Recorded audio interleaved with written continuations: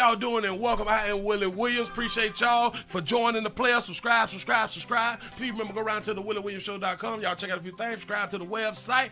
If you would like to support a player around here, you can get something for you and them little ugly babies by clicking the Get link on the website. If you'd like to see what we call the event video, please go around to the Patreon, the Willie Williams Show. The link's down there in the description. I need you liking, sharing, telling somebody about a player. We try to get the thumbs up over 500 in every show so we can do something to the algorithm. Listen, we got a PayPal link down in the description. We got $sign, top and bottom. Willie Williams Show, that is the cash app. And if you just so happen to hit that super chat, please don't go over $5 because the player don't know if he getting it or not. They say I get 30, they say that they get 70. God damn it, I think they getting a whole 100. Remember, the midday news show, if you can't watch it with your eyes and you can't use your peripherals and see a player, big word, I hear any goddamn screen. We do got a thing called a podcast on Anchor and Spotify, the Willie Williams Show. Please follow me on IG and Twitter at the WW Show.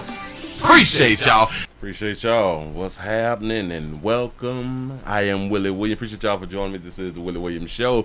If you is new around here, if you is a new subscriber, remember subscribe.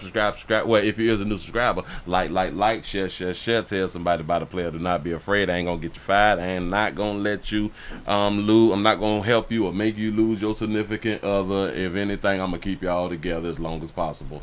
That's what's up. Say the 505 is on deck. Happy hump day. What it do? It is win this day, not Wednesday. I do know that's how we say it on our off time, but when we're around here being professional, it's Wednesday out here in these streets. Now, why is this thing showing up like it's showing up when it shouldn't be showing up the way it's showing up? Because if it's showing up the way it's showing up, then I can't be able to. There it is. I got it back right. I got what I need to have on up here. Bam. We got a lot to go over, y'all. We staying on YT tonight.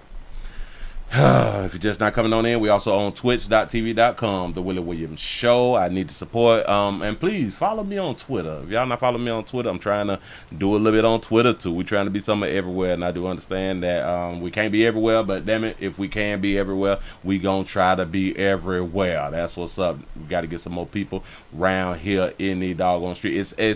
It's also happy Juneteenth. I know the majority here. I know the masses don't care nothing about no damn Juneteenth. It fell on the Wednesday. If Juneteenth did not give you like an off day, you really don't care nothing about that. Although it is a federal holiday, it's a federal holiday, but like the city ain't shutting down for it.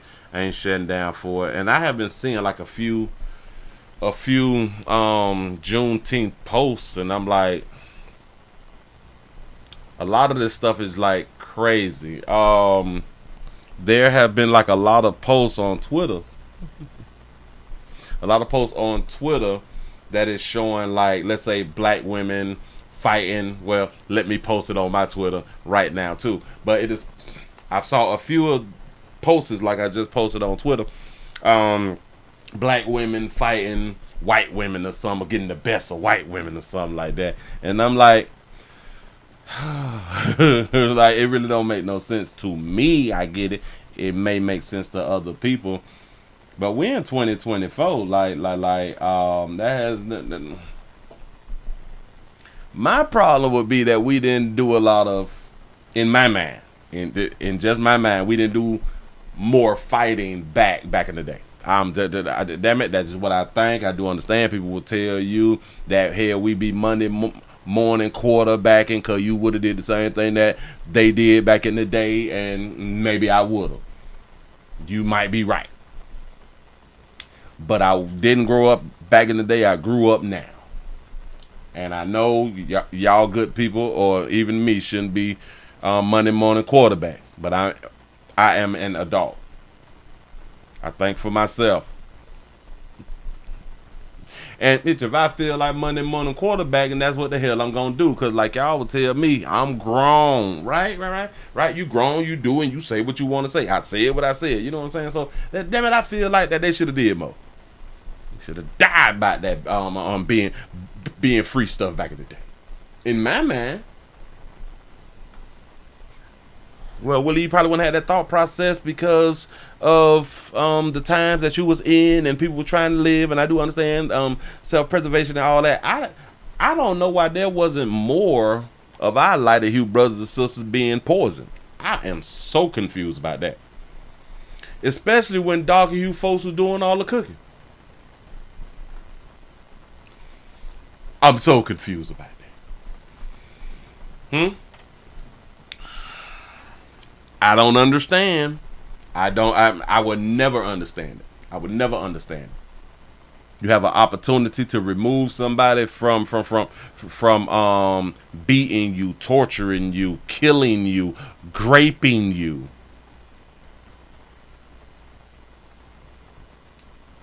And we won't do something as easy as, I'm going to call it easy. Something as easy as poisoning your oppressor? I don't know. So that's my Monday morning quarterbacking. I can do the shit. I'm grown. Damn it, that's what I think. Because I think, so as a man think it, so he is. So even though a lot of good people out here has thought it, but you're too afraid to say it out loud, or you just don't want that type of argument out loud, and you have the right to not want that type of argument. You done thought about it before? It ain't just me. Is it? Or is it? I don't know. Give yourselves a pat on the back because y'all just hit over 100 by 10 after the hour. I appreciate that right there. For real though. For real though. Whew. All right, y'all. Let's go ahead on and get into a lot of this news out here in these streets, because we got a whole bunch of news. We got, I think it's like 2 updates that we got, and then we got a whole bunch of other news. So put your feet up. Rest your nerves. You ain't got to worry about going nowhere else at 9 o'clock. We're going to stay around here. We're not going nowhere. I'm going to try to walk y'all down this path tonight. I'm going to try to be entertaining. I am going to try to give you the news that's out here in the doggone street. The news that you probably ain't even seen. 502 Louisville, Kentucky is up in there hitting that like button. I appreciate that right there. If you're just not coming on in, we also streaming live on twitch.tv.com. The Willie Williams Show. Need your support, like I always say. We got thumbs up, we got the share button, we got the cash app, we got the subscribe button, we got super chat, we got PayPal, we got the join button. I think that pretty much it. Here we got the cash app, we got all that good stuff right there. Need your support. But I ain't gonna beat you down with that right there. We got news to talk about. Now, what was this right? Oh, let's start with this update. Remember we just talked about, I think it was yesterday, or maybe the day before yesterday. Yeah, no, I think it was yesterday. To where a man had done knocked off his ex, if I'm not mistaken. I think this is about the nurse or the doctor. She had just became a doctor in Marietta, in the Atlanta. She had just became a doctor, and her ex was arrested for it. Well, her daughter speaks out. Her daughter speaks out about the situation after her mother has been killed by her ex-boyfriend, the man that her mama had them pick.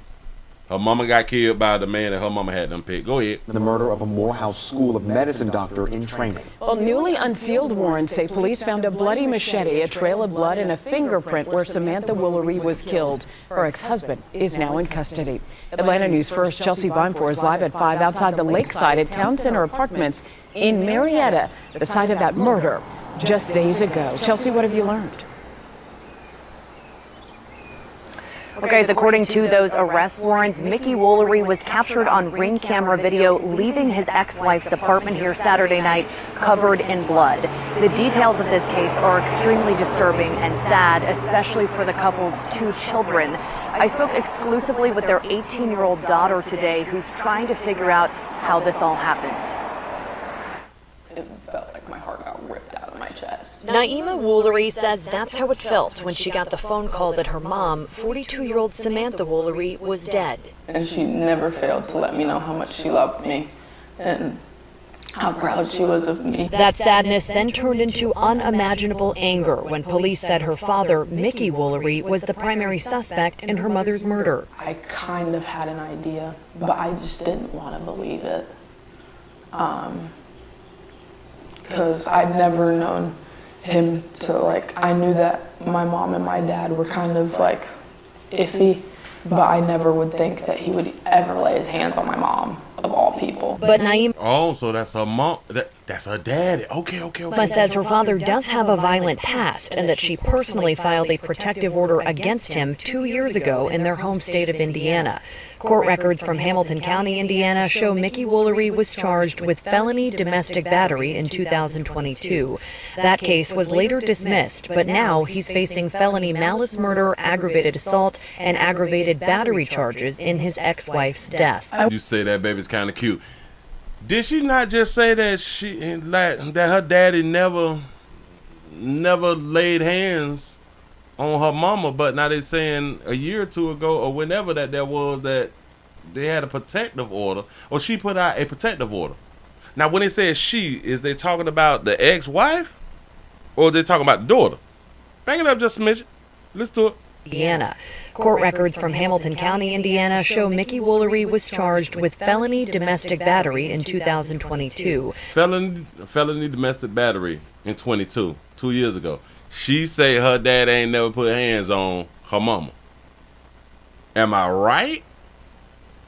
Say it again, sister. So like, I knew that my mom and my dad were kind of like iffy, but I never would think that he would ever lay his hands on my mom. That he would ever lay his hands on the mom. So she just told us that there has been argument, like in most relationships, arguing, and we be domestic loving around here in the doggone streets.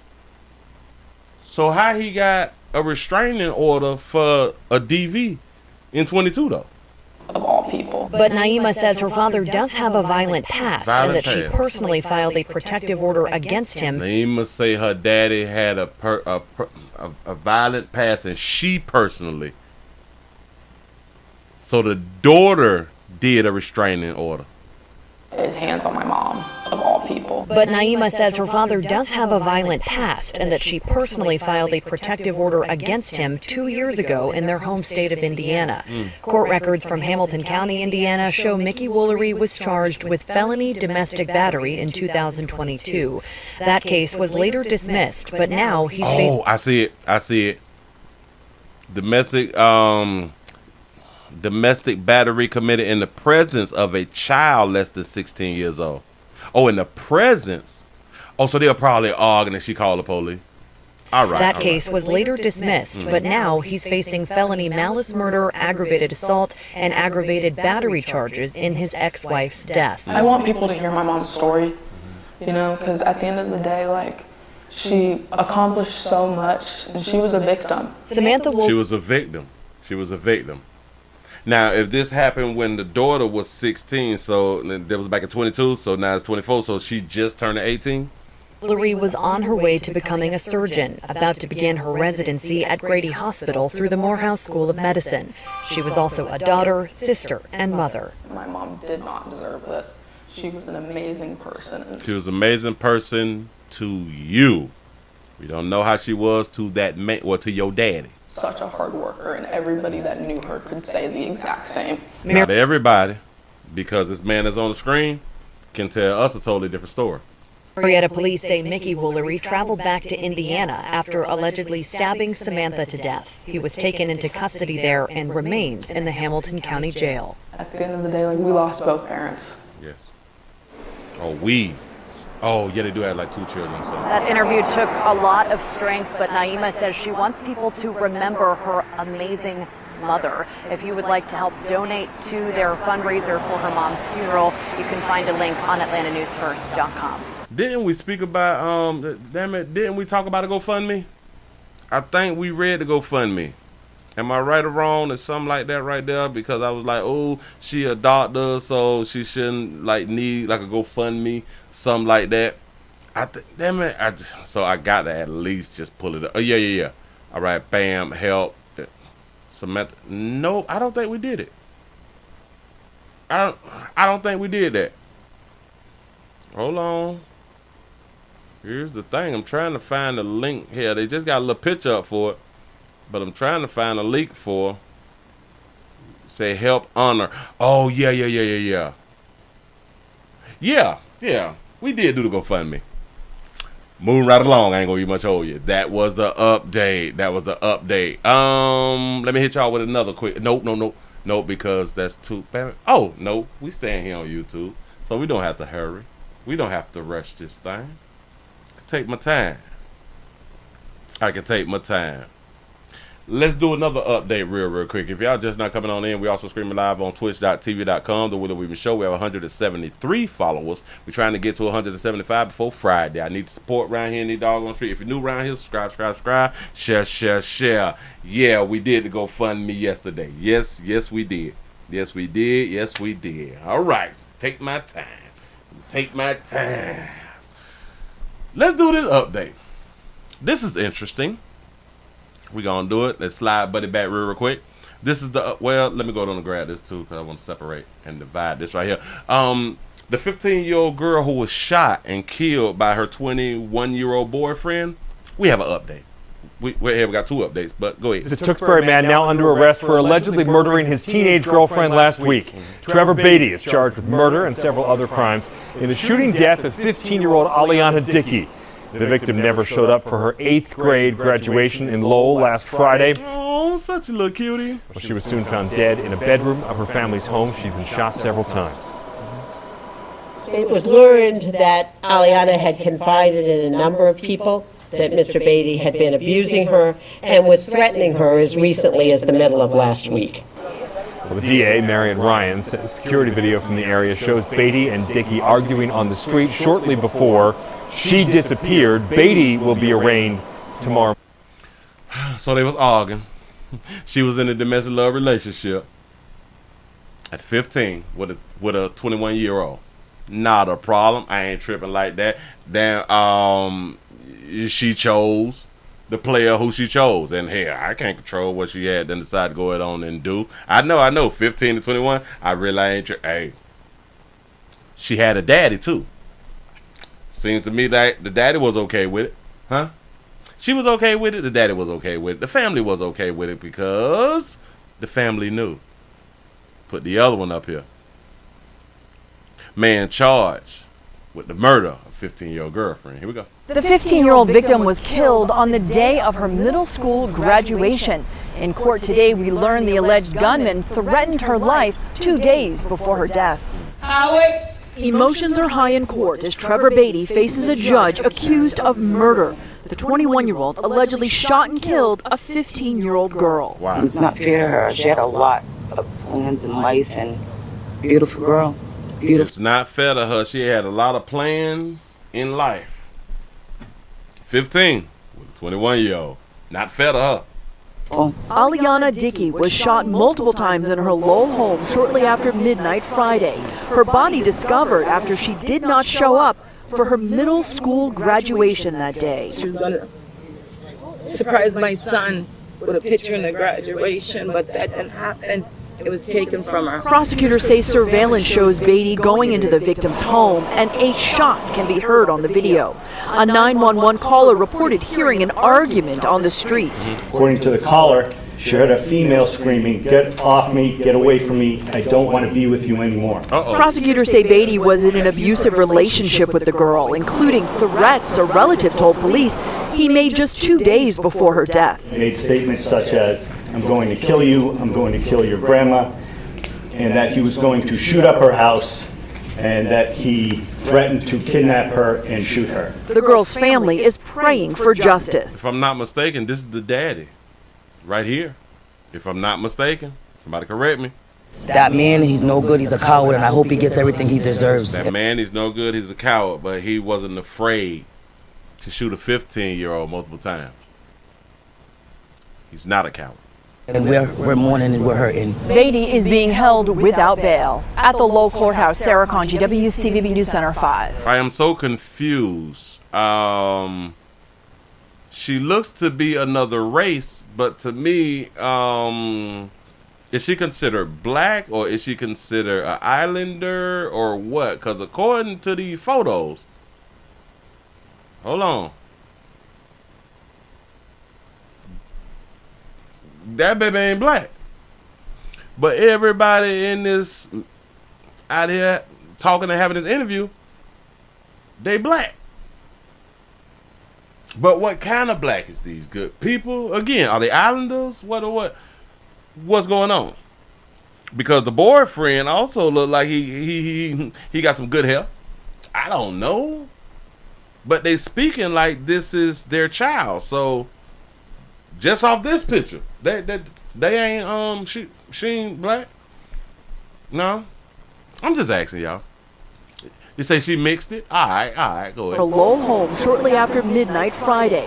Her body discovered after she did not show up for her middle school graduation that day. So I want y'all to understand this right here too. Everybody standing outside, they grieving and all that fly stuff right there. You mean to tell me all them women? I want y'all to you mean to tell me that all these women, and I am going to assume that they knew she had a 21-year-old boyfriend and they accepted it?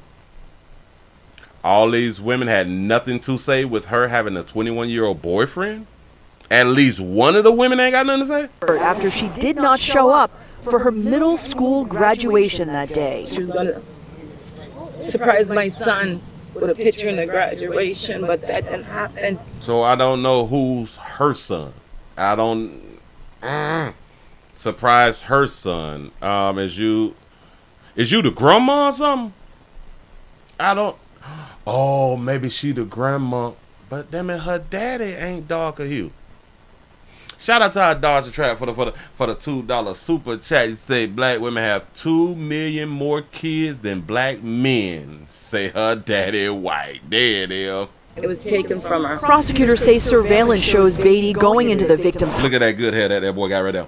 That boy got that curly. You know that's what y'all dog used to be like. That little curly hair. But he wasn't dating one of you darker hue chicks. I don't know why. Going into the victim's home, and 8 shots can be heard on the video. He's able to be all up in the house and all that shit right there. It's not his first time going inside the house. That baby said, I want to break up. And she didn't understand. She should have been watching the Willie Williams show. You don't break up. We don't just get all slick. It's over. I don't want to be with you no more, girl. No. That's not what y'all supposed to say. 911 in a person's face. Caller reported hearing an argument on the street. According to the caller, she heard a female screaming, "Get off me, get away from me, I don't want to be with you anymore." Them words got her knocked off. Could it also be she found somebody else, or she maybe he thought that she was soliciting or trying to be with somebody else or something. Because typically when a woman don't want to be with a man, typically, they already got their eye on somebody else. Typically. Shout out to Prophet Made for the $2 cash out. Say snuck in to donate. Salute all truckers and passers. Appreciate that right there. Shout out to all the truckers out here in the doggone street. Y'all drive safe and watch out for them lot lizards. Prosecutors say Beatty was in an abusive relationship with the girl, including threats a relative told police he made just 2 days before her death. So threats that a relative said he made 2 days before her death. Now you got to think about this right here too. So he threatened her 2 days prior, and he was able to link up with her 2 days later. Guess how he was able to link up with her 2 days later? He just wanted to talk, and she was like, okay. She allowed him to have a conversation with her face to face after he threatened her the day 2 days prior. I'ma kill your grandma. All right, you can talk to me. A relative told police he made just 2 days before her death. He made statements such as, "I'm going to kill you, I'm going to kill your grandma." I'ma kill you, your grandma. And that he was going to shoot up her house, and that he threatened to kidnap her and shoot her. I'ma shoot up your house. I threatened to I'ma kidnap you and shoot up your house, kill your grandma, and I'ma kill you. 2 days later, he was able to be in the presence face to face with her. Y'all know how this right here happens, right? If you've ever been in a relationship, and if you've ever been in a breakup, we be trying to talk our way in to stay inside of the relationship because we don't want to separate and divide. Typically, we would both give in to have a conversation, because we still be loving each other whether we separate or not. And that's what she had done did. She accepted the conversation. A man who just told her, "I'm gonna kill you, your grandma, I'm gonna kill you, and then I'm gonna kidnap you. And it just so happened when he came around there to do all that right there, nobody was home. Threats was made 2 days prior. Nobody was home with the 15-year-old. That's what's up. Moving right along. I ain't gonna eat much, hold you. So many things failed. Choices.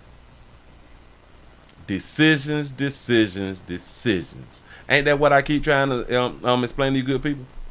It's all decisions. Speaking of decisions, we're going to start in Connecticut and then we're going to go to New York because the same story, just in 2 different states. It's going on in 2 different states. I didn't know, just finding out. I'm shocked. But when I be listening to stuff and I be like, boy, y'all be needing guidance, I be so right. I be so right sometimes. But because I do think that I'm right, and this is why I just say, y'all, I like for y'all to listen to the story. And I want to see if y'all start writing in the comment section some of the things that I've thought about about this story. This is a story about, I say black women want cosmetology industry to be more inclusive with all hair types, meaning our hair, the cosmetology industry. You know how you get your license and stuff like that right there? Well, there is a new bill in Connecticut makes cosmetology industry more inclusive of all hair types and cultures. Here we go. No one should be discriminated against because of their hair. And Connecticut wants to make that message loud and clear. The state just joined New York State by adopting a new law that requires future hairstylists and barbers to be trained to work with hair of all textures before earning a cosmetology license. Advocates want to prevent anyone from being turned away from a salon because of their curls, coils, or waves. Here's Eyewitness News reporter Joe Torres.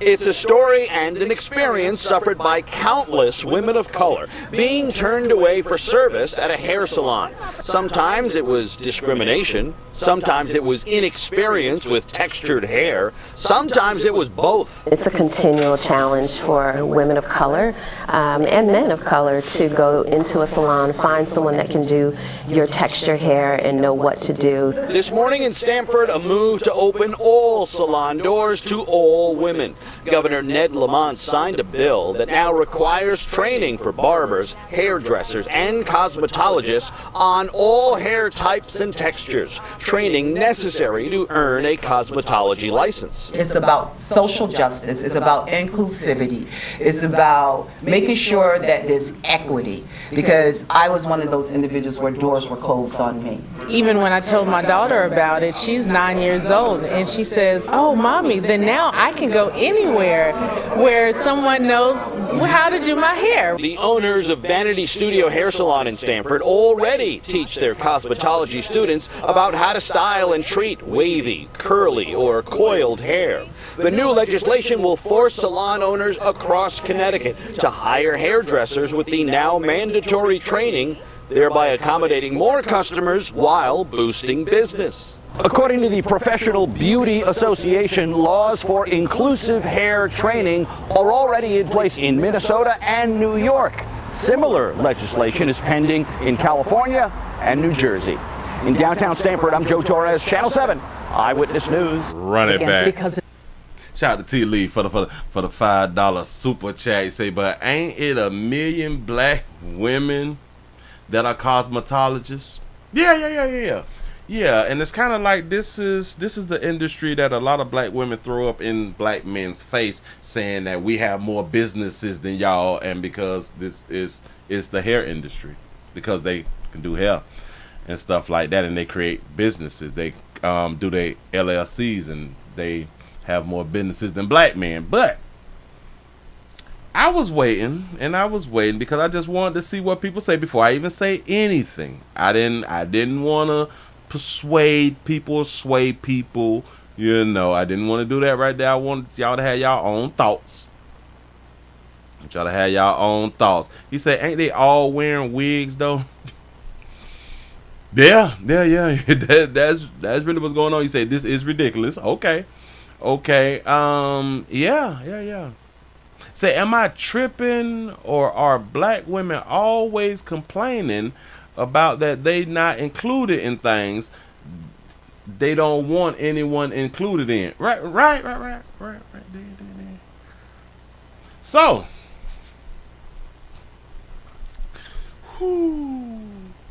I don't even have a PhD. I'm just saying something. Shout out to T Lee for the $5 super chat. Says, so darker hue women want to get set in a salon with old lighter hue women. Say, I'm confused. I don't understand why. Run it back. Their hair. And Connecticut wants to make that message loud and clear. The state just joined New York State by adopting a new law that requires future hairstylists and barbers to be trained to work with hair of all textures before earning a cosmetology license. So the new law, which if you all don't understand that cosmetology, getting a cosmetology license has actually benefited darker hue women more than lighter hue women. Let me explain. The one thing that darker hue women has had the advantage of is knowing how to do black people hair without a license. So many of them grew up knowing how to braid, plait, dread, do all that fly stuff right there. So that has been like a one-up on our lighter hue sisters. The one thing that black women did not know was how to do lighter hue women's hair, well non-black folks' hair. Well, cosmetology school pretty much only teaches straight hair. They teach the hairstyle, they teach dyeing and all that fly stuff right there, or color changing. Yeah. So then when black women go to cosmetology school, they learn how to do everybody else's hair. So they have one up on lighter hue sisters if they already know how to do darker hue folk hair. Black women champion this law to make it all inclusive. To now, you all want lighter hue sisters to be able to compete with you all for jobs. I don't think they thought it through. Shout out to Sensei for the $2 super chat. He say, no other degree forces you to learn all parts. Got a point. Shout out to Deborah for the $2 super chat. Say, I do my own hair. And that's what I would think that the majority of people should be able to do, especially women, because y'all be into like hair and nails and stuff like that right there, right? Shout out to Big U for the $5 super chat. They tired of black hairstylist customer service. They trying to switch it up. It be your own people. Shaking my head. I'm pointing something else out to y'all. Darker hue women is promoting this. They sat down with the governor and or whoever signed the legislation in, because they don't want to be turned away from certain salons. I have a question. It's 2024 and this is just going into law. Every darker hue woman you see pretty much have their hair done. Whether it's they real hair or fake hair. They have their hair done, right? Before the laws, they've been getting their hair done. Before this week, they've been getting their hair done.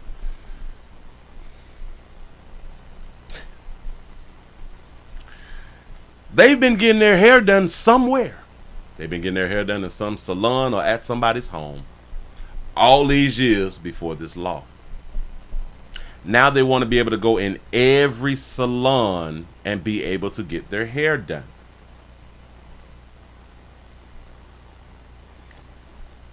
When black folk, black women, this is their industry. Why would black women want to add competition to themselves? Why would they want to do that? Are black women saying that there's a problem with black salons? Maybe it's the behavior of black salons or something like that. Maybe they're less professional or something, and they're saying that non-darker hue salons is better professionally, better customer service. Is that what they're saying? Because before this, they've been getting their hair done somewhere. Shout out to Mr. Gino for the $5 super chat. He say, are they gonna pay the WW or dip out and go to jail? Bam! You know how they'll crash out of here any doggone street. He said, I can't wear braids though. Listen. This is their argument. Hold on, watch it. Willie, did you hear about the straighteners for black women hair? If it's something new, then no. Advocates want to prevent anyone from being turned away from a salon because of their curls, coils, or waves. Advocates want to prevent anybody from being turned away because people they can't do the job. You know what's kind of crazy? Have y'all ever took y'all vehicles to, like, let's say, what is these places called, like Pep Boys or Tire Kingdom or something like that? Especially if you have like a certain car, maybe like a Mercedes or a Benz or a Range Rover, let's say Audi or something like that, an upper class car, right? Hey, no, not just an upper class car, because it's work that they don't do. It is work that these places will tell you, no, you got to go to the dealership for. They don't do, watch this. Tire Kingdom, Pep Boys and shit. They don't do head gaskets. They don't do computer work. You have to go to the dealer. So these places cannot do all the work on all these vehicles. They send you to where work can be done. There's no laws that is forcing these places to learn how to do all work on every vehicle. Now, are they? Go ahead. Here's Eyewitness News reporter Joe Torres. It's a story and an experience suffered by countless women of color. Experience suffered. Watch this.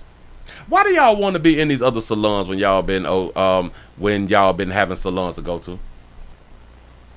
Why? I don't. Oh, y'all want to be inclusive. Y'all want to always be inclusive with some damn body.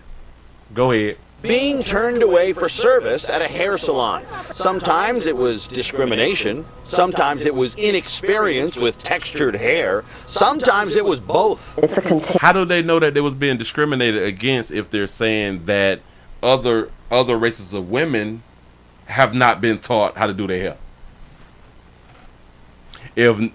If at these other places they have not been trained in the curly textured hair, the 4 C's and shit, the 3 B's and all that fly shit right there, if they was not trained in this stuff, how could they actually say that it has been, what's that word that they just used? Discrimination. How do they know it's discrimination? With textured hair. Sometimes it was both. It's a continual challenge for women of color and men of color to go into a salon, find someone that can do your texture hair and know. Stop. I know she just did not put this on Dog Hue Players. Did y'all hear what she just said about Dog Hue Players? Watch this. Color to go into a salon, find someone that can do your texture hair and know what to do. This morning, hold on. Continual challenge for women of color and men of color to go into a salon, find someone that can do your texture hair. Players who got hair out here in these streets. Have you ever found it hard for somebody to do your hair, to do your braids, to cut your hair, to do your dreads? We have a thing in the communities called locticians, and they make a hell of a lot of money. Ask them about their cost for a retwist. Oh, they making bread out here in the doggone street. This is how they have their business, right? Players, is it hard for you to find anywhere to get your hair done? And mind you, these laws is just coming into effect now. So before this year, where you players been getting y'all hair did at? Watch this. And I'm pretty sure that everybody can vouch for this right here. The majority of dudes who have hair, who either have dreads or braids or plaits and shit like that right there, they typically got a little la-la who can do hair. Or at least do their hair. Typically. So she tried to put it on black men is black men have a hard time finding a place to get their hair done. That's not true. That's really not true. For women of color and men of color to go into a salon, find someone that can do your texture hair and know what to do. We go where we've been going. Remember that. We go where we've been going, and we don't even look to be all inclusive because we know that. I mean, we go to the black barbershops, we go to the black hairdressers. Come on, dog. This is simple. We ain't trying to switch it up like that. Why is dark hue chicks trying to? The two dark hue sisters is standing behind the governor and the dark hue brother right here. Don't know why he there. Don't know what he trying to say. But this morning in Stamford, a move to open all salon doors to all women. Governor Ned Lamont signed a bill that now requires training for barbers, hairdressers, and cosmetologists on all hair types and textures. Training necessary to earn a cosmetology license. Now, do I think that it's a good thing that they teach all hair? Yes, I really do think that it's a good thing. Darker hue. To my darker hue sisters, what y'all is pushing y'all right out of business. Y'all pushing y'all right out of business. I'm trying to tell you something, because damn it, I got to say it.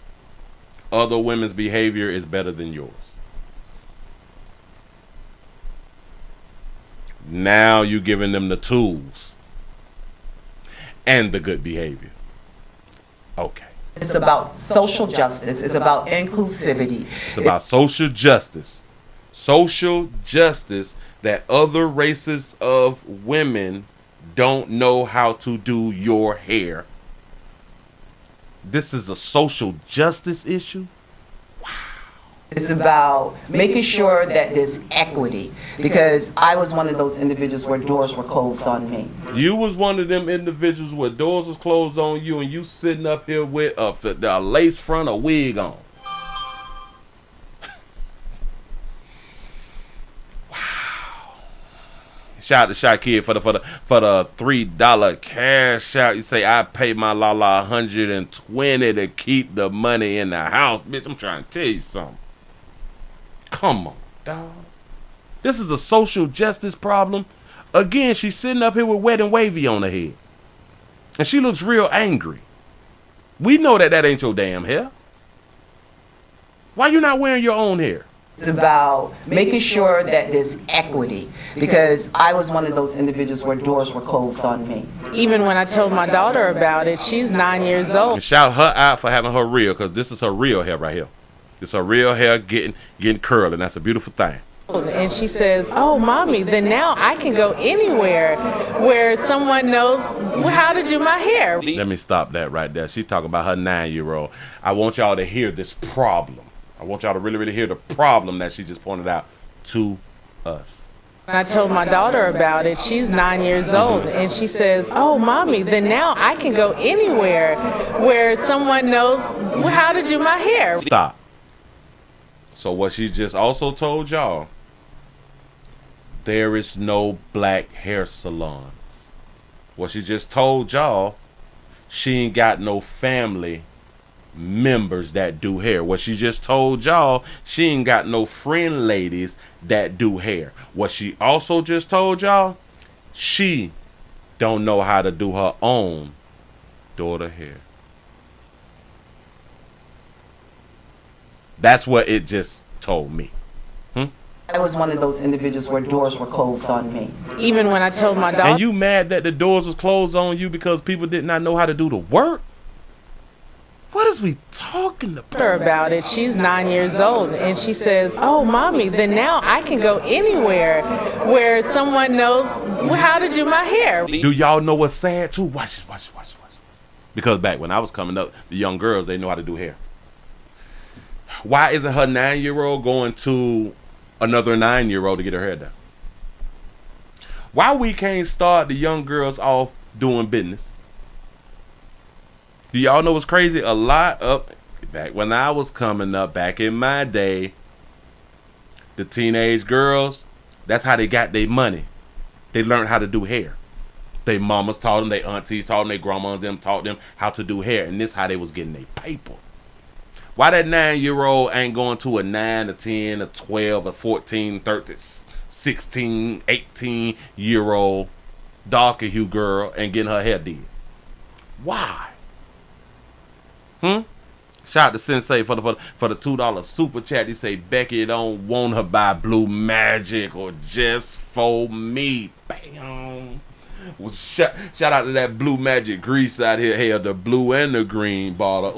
Ooh, don't talk to me. I know what I'm talking about out here in these streets. Come on, sister, say what you got to say. Go anywhere where someone knows how to do my hair. The owners of Vanity Studio Hair Salon in Stamford already teach their cosmetology students about how to style and treat wavy, curly, or coiled hair.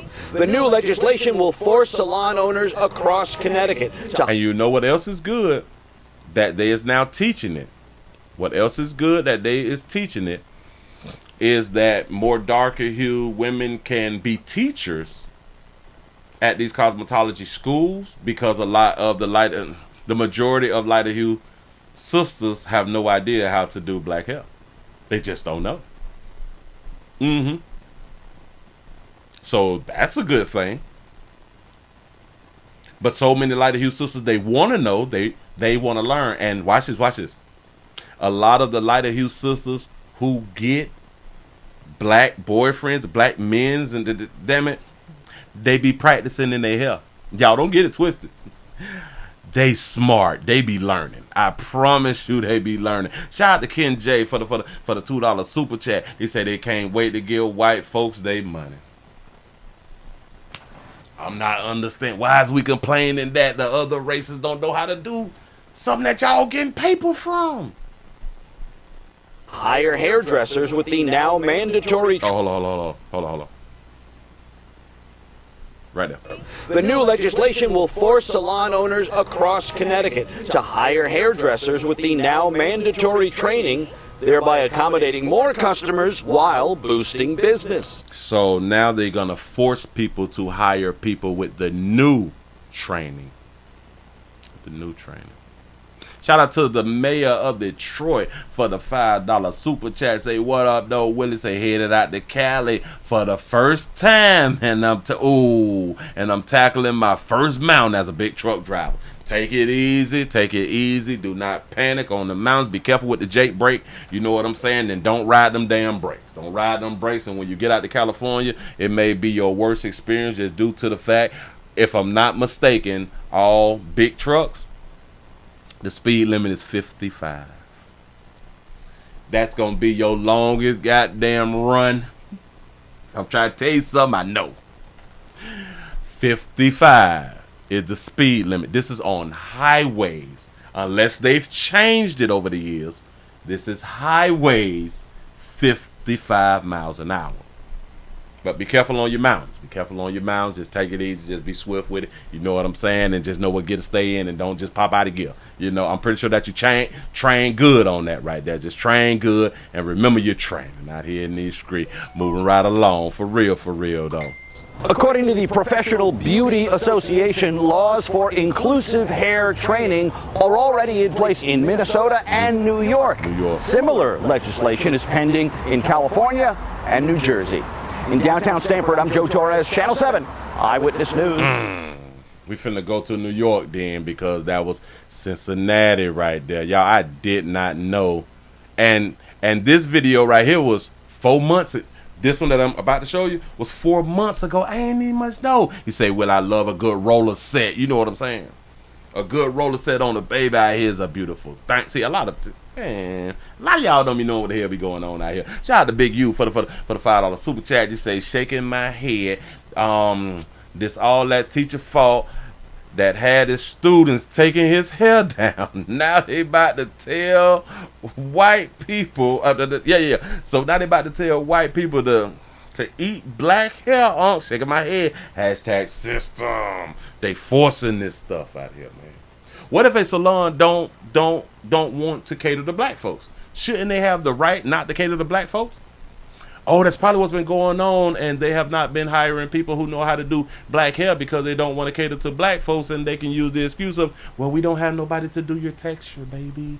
Sorry. But they should have had a damn right. Shout out to Houston. for the $2 super chat. You say, I was cutting hair in the 8th grade at lunchtime. I'm trying to tell you, I was cutting hair in middle school. I started cutting hair with middle school. I never got my barber's license, but damn it, I made so much money cutting hair out here in the goddamn street. I taught myself. Self-taught out here. Yeah. Just like it's so many females I knew, man, they knew how to do the hair, and that's how I was having braids and all that fly shit back in the day too, because I know so many girls who did hair. The fuck? I didn't need to find a salon. Oh, I can't find a salon to get my hair did. What the? I know dog and you chicks. What are we talking about? Everybody know a hairstylist, don't we? I thought everybody knew. Say, Willie, let me get a fade. I bling you in too. I bling you in tight. I give you a tight little line up in every doggone thing. I was the shit back in the day. Sure enough is. I'm sure enough was. Sure enough was. See, I was in kindergarten cutting hair. Say, cornrow braids since 15 years old. Trying to tell you, darker you sisters, y'all. I think that y'all just begin to push yourself out of the hair industry. Let's go to New York. Out with the old and with the new. It's often said that a woman's hair is her crowning glory. Her goal is to grow her afro out as large as we can get it. So in order to do that, we have to get rid of the split ends so the healthy hair can push through. For Mark McDonald, that glory comes from helping women rock their natural hair. He's a senior stylist at H2 Salon in Bedside, Brooklyn. I'm pushing more for all my women to just embrace their natural beauty, because you are beautiful the way God made you. So a man has to push a woman to embrace her own hair. Which men have been doing this here for some years now. Embracing, pushing y'all to embrace your own goddamn hair. It's yours. I like what the reporter has started off saying. And with the new. It's often said that a woman's hair is her crowning glory. It's often said a woman's hair is her crowning glory. That's been said for a very, very long time. Even in your good book, it says a woman's hair is a crown. It's something like that right there. But y'all covering up the crown with somebody else's hair. And if y'all believe in like spirits and demons and stuff like that right there, it's also said that a lot of that hair have spirits and demons that's coming with it, because it's coming out of somebody else's follicles. Got their DNA on it. Y'all put it right on into y'all hair or on y'all head, and it seeps down inside of your follicles, and it melts into your brain, and it gets into all that flash. I tried to like recreate a horror movie just then, but don't worry about it. Go ahead. Her goal is to grow her afro out as large as we can get it. So in order to do that, we have to get rid of the split ends so the healthy hair can push through.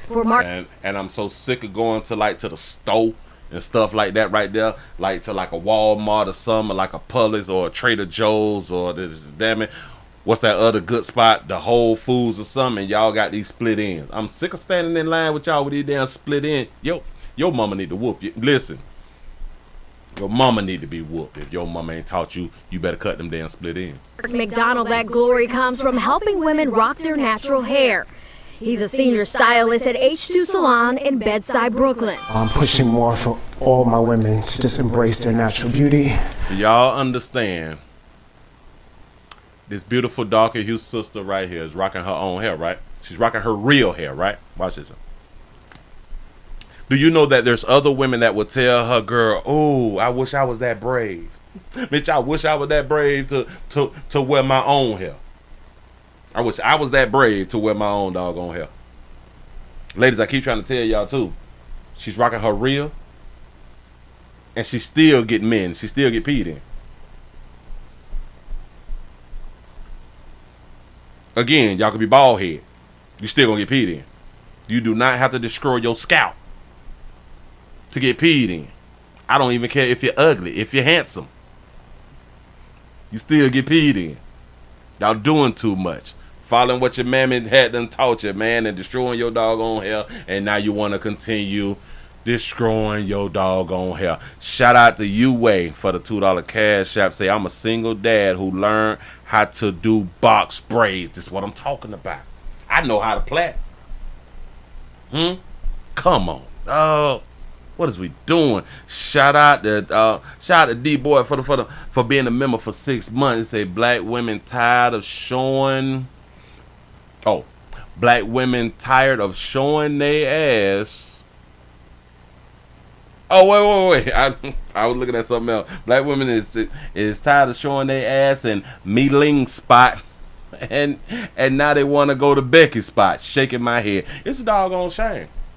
So y'all don't want to continue to patronize black women's salons.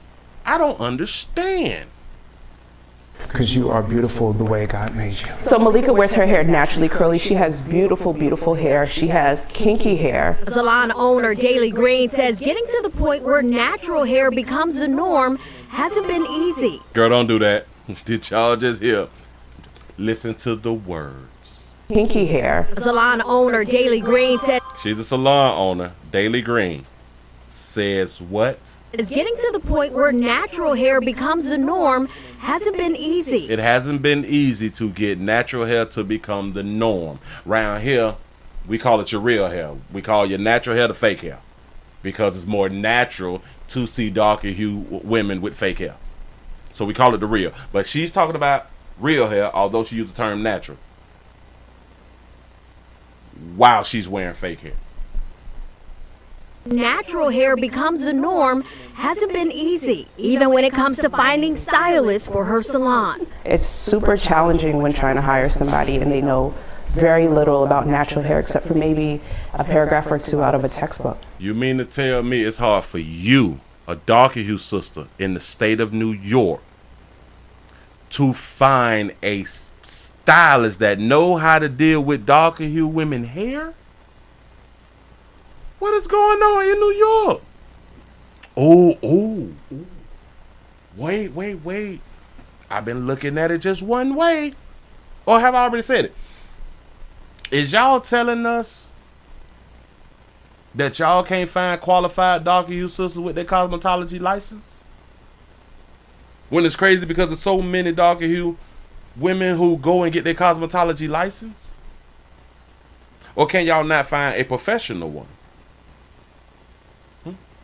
Can y'all not find one who want to come in there and get that doggone money? Or can y'all not find a classy chick? Is that what y'all telling us, and this why y'all want to expand to other races and give them the opportunity to learn how to do darker hue folk hair? Is that what they're trying to tell us? I don't know. Very little about natural hair except for maybe a paragraph or two out of a textbook. You say women don't like women. She and others are hoping that will change. A new law in New York State is requiring cosmetology schools to make natural hair and textured hair part of their curriculum. That would include educating students on different hair types and testing them. I want y'all to understand what also was just said. She thought it was going to get past me. I ain't going to let it slide. Textured hair part of the wait, right there. Schools to make natural hair and textured hair part of their curriculum. Stop. So they pushing to make natural hair and textured hair part of the curriculum. But y'all do know that natural hair has always been a part of the curriculum. It just has not been textured hair. Or should I say black people hair part of the curriculum. Why would they add in natural hair? Why would they say that and add that with texture hair? When cosmetology, they already teach natural. Shout out to Houston for the $2 super chat. He say, I saw a show of it had maggots in her hair from fake with yeah.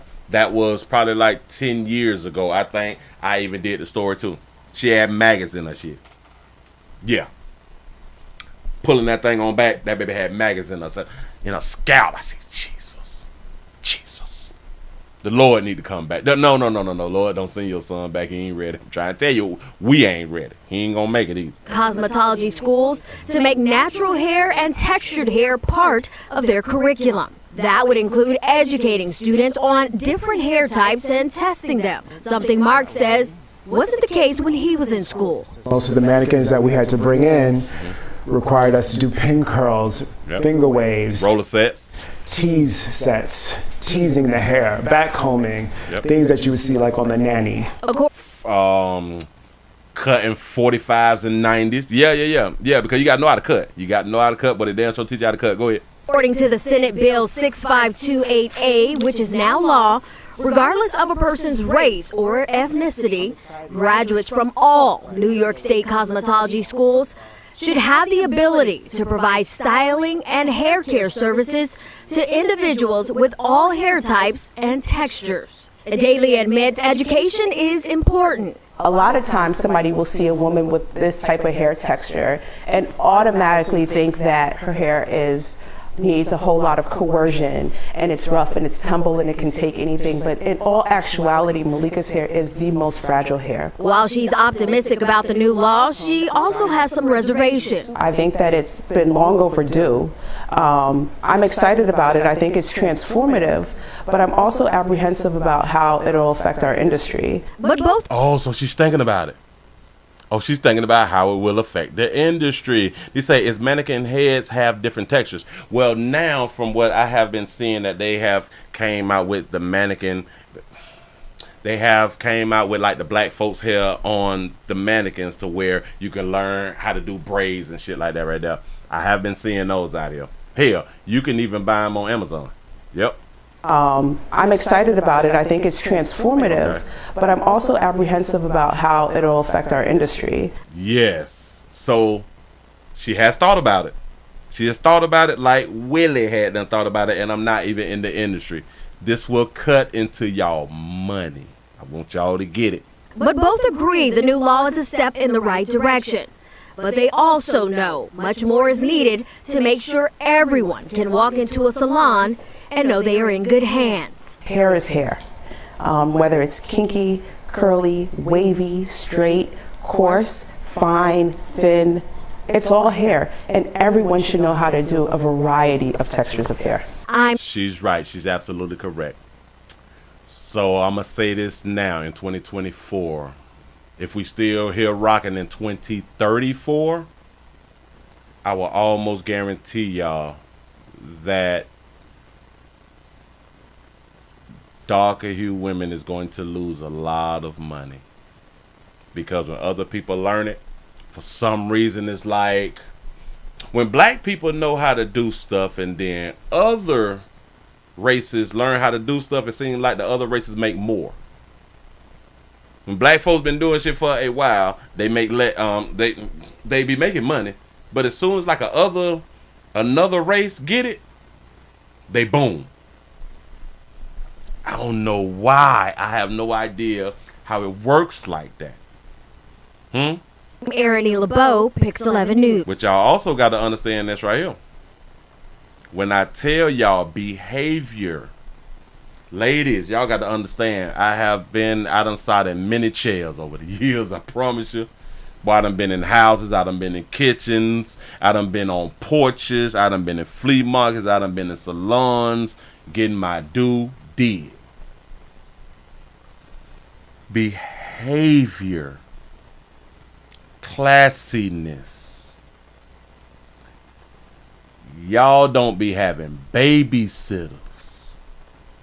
Y'all don't know how to multitask. Y'all gotta eat and shit while doing hair. That's cross-contamination. Y'all don't know how to not be foul with your mouths out here. I want y'all to understand. And this be inside of a building. This be actually inside of the salon. A lot of y'all just do not know how to be classy. But then a lot of y'all will make the argument, I'm just being me. Well, me need to change. Me need to change. And I ain't gonna ever change. I'ma always be me. And this is why you have a lack of customers. This is why certain people will not deal with you good people. Behavior is everything. And now y'all is pushing and happy about giving the recipe to darker hue people's head to all other races. Weave is ran by Asians, the Asian community, right? Our Asian brothers and sisters. They would never, and I repeat, never let you, good people, be in competition with them. They would never give you their recipe. Ever.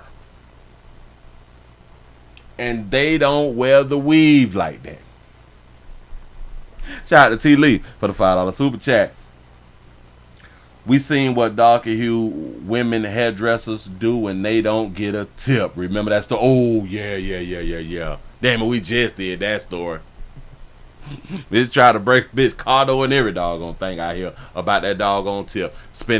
It took her 10 hours. I think they said it took her 10 to 12 hours to do that girl hair that should have took an hour and a half to 2 hours. Cause they be out here playing, chit-chatting, conversating with their little dude and shit. They gotta do something for their mama. They gotta run to the store real quick, shit like that right there. They gotta tend to their little ugly ass churn and all that there. You know what I'm saying? Professionalism.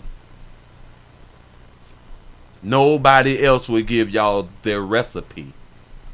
And y'all champion and push the state. Yes, give our recipe to everybody. Y'all is so smart, so educated. Y'all already be talking this thing of, what is the thing called where darker hue chicks be saying that lighter hue chicks be copying them? There is a term for that right there. Can somebody give me the word? What is the word? Darker hue women be saying that white women be taken from them, but there is a word that they be using. Come on, y'all. It just won't click right now. If y'all just not coming on in, we also streaming live on twitch.tv.com, The Willie Williams Show. Thank y'all for the support. Thank you for the support. Can we get some more thumbs up while we wait? Because I need to know this doggone word. There is a word. Darker you sisters say. Cultural appropriation. They finna cultural appropriate on y'all ass. I'm trying to tell you something. Boy, I'm trying to tell you something. They finna cultural appropriate by learning the recipe. Y'all finna be in trouble. When I tell y'all that there's more and more darker hue people, even darker hue women, that don't rock with the hood shit anymore, and they wish that they had other salons to go to. They wish they had other salons to go to, but they are stuck going where they're going because no one else can do the hair. As soon as by next year, by 2 years and shit, and when they find another salon, man, they gonna stop rocking with y'all. I'm trying to tell y'all, that goddamn behavior of y'all is a problem.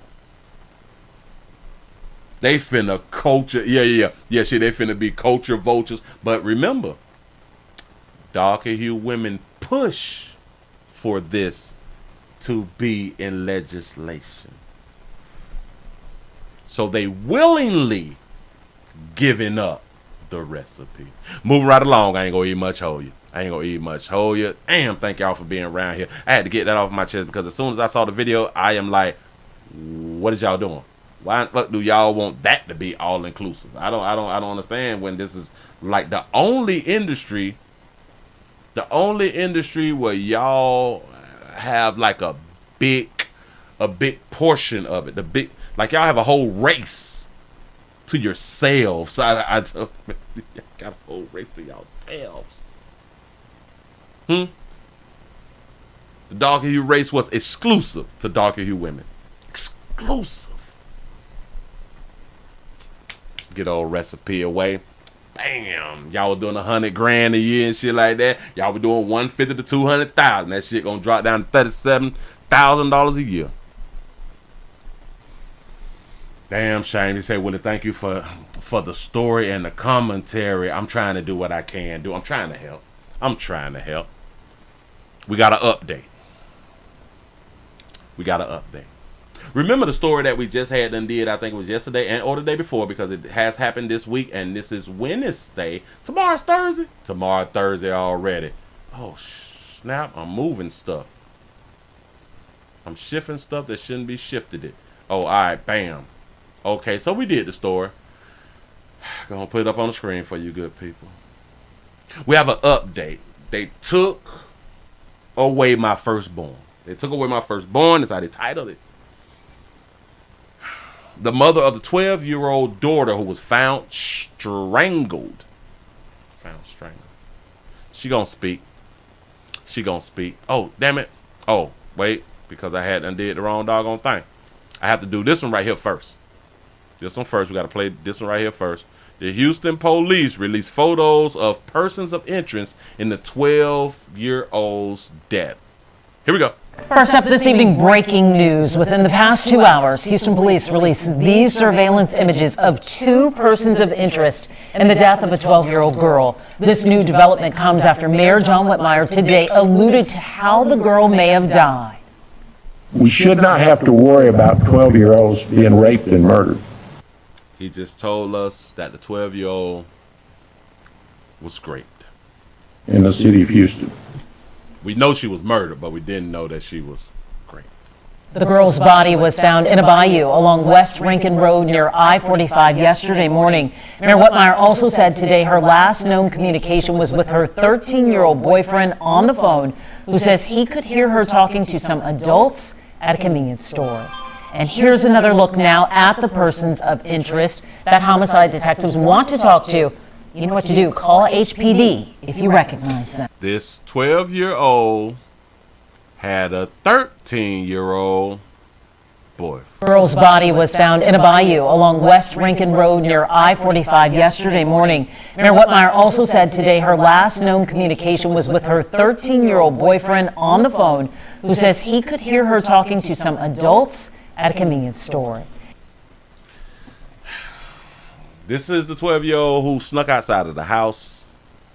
This is her, snuck outside of the house and ended up being dead because she did what she wanted to do. She made her own choices. God gave us choices, decisions.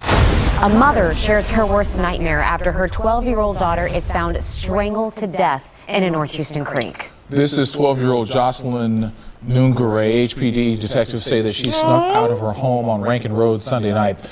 These surveillance photos show the 2 men who are now considered persons of interest after they were spotted with Jocelyn hours before she was found dead Monday morning. KPRC2's Corley Peel joins us live from North Houston, where she spoke with Jocelyn's mother, Corley. Jocelyn's mother tells me this doesn't feel real. She says she does not understand how anyone could hurt her 12-year-old daughter, who she describes as loving and kind. It's hard.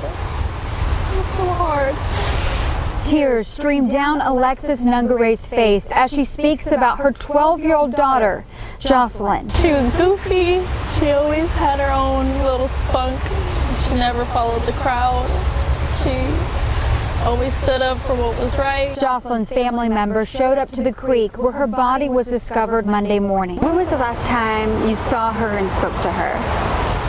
Right before I went to bed Sunday night. I told her not to stay up late. She was going to come with me to work. She said okay, good night. How were you notified that she was found? Quickly got in my car and I pinged her phone, and it pinged right over there.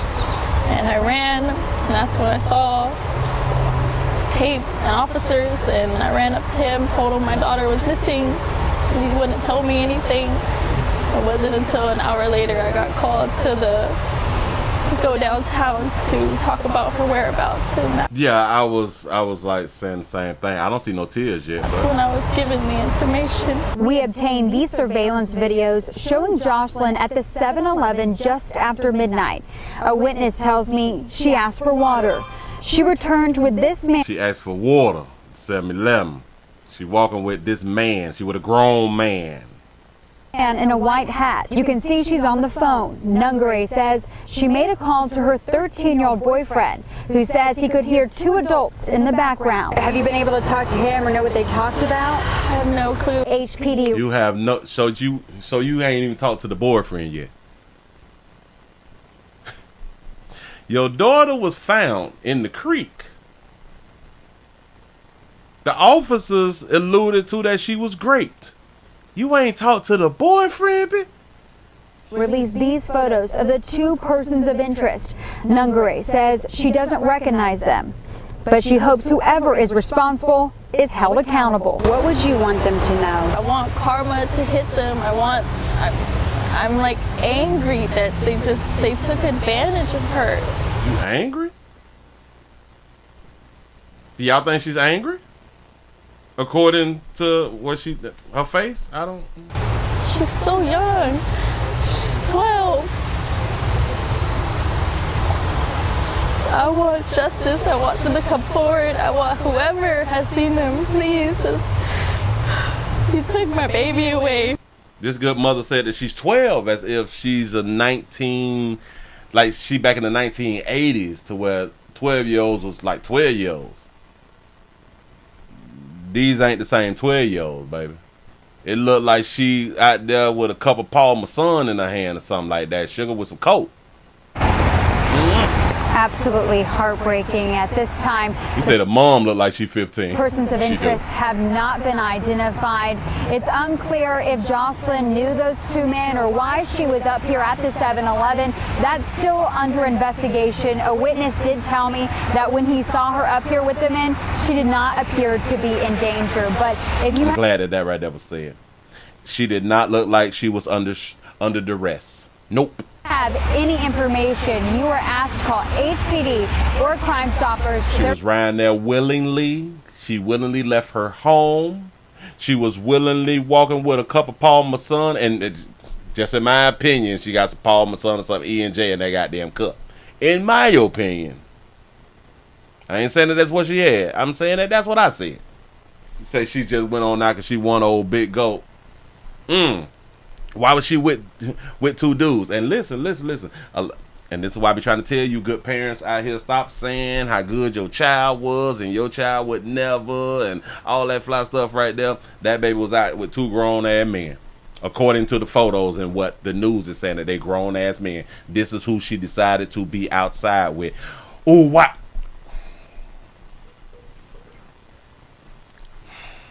I don't want to put it on her, but will the boyfriend think that she was a hoe? Will the boyfriend think that she was out there hoeing? Was she out there cheating? She was on the phone with a 13-year-old boyfriend while being seen up at the 7-Eleven with two grown men.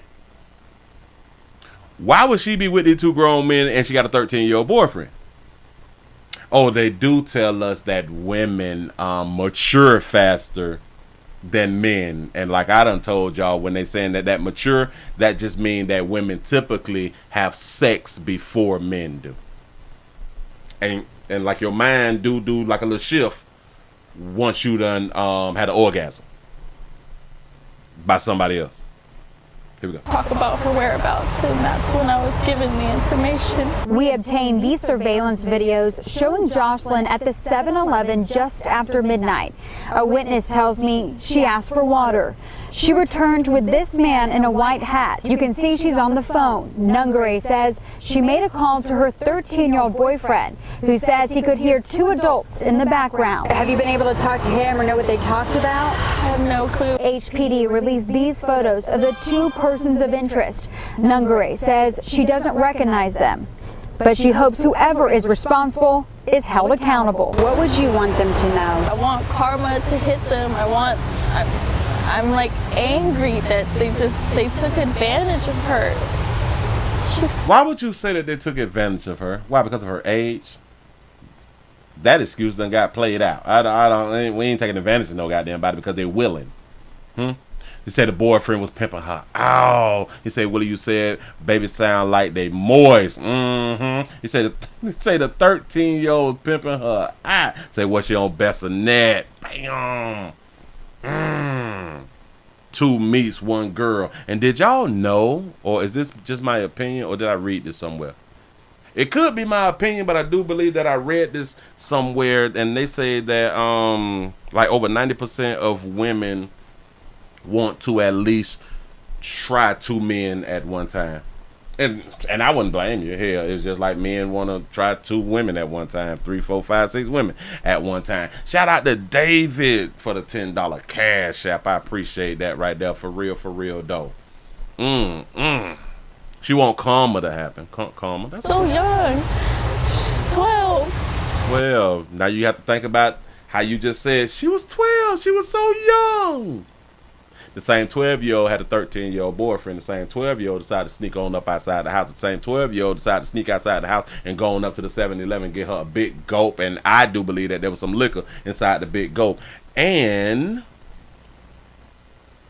they changed the picture of the hat. I saw it because the lady said she was with a dude with a white hat. But it got changed up. Watch this. We obtained these surveillance videos showing Jocelyn at the 7-Eleven just after midnight. A witness tells me she asked for water. She returned with this man in a white hat. Oh, all right. The white hat, it threw me off, but it's white in the back. It's blue in the front, a red brim. When she said white the first time, all I saw was a blue front. All right, bam. But then later on, I saw the white right here. So that's what threw me off. I thought I had something to say, but I don't. Keep it going. I want justice. I want them to come forward. I want whoever has seen them, please just, you took my baby away. And you know what's crazy? Ever since we done took our foot off women's necks, they been out here showing their ass, ain't it? If we stop, well, maybe, watch this. Maybe if we stop trying to prevent, I do understand that it's a good thing to prevent people from doing stuff that can be detrimental to them. But if, damn it, I'm on both ends of this right here. We should try to prevent children from doing things that we know, like 50-50 chance that is going to be detrimental to their future. But on the other hand, I am like, well, hell, maybe we need to let them do exactly what they want to damn do. Maybe if they did what they want to do, then they wouldn't be sneaking out and all that fly stuff right there. Maybe or no, I don't know. Is that them? I know the kind of right thing to do, but then I'm like, well, is it really right? Again, if people's not living the life that they actually want to live, are they really living?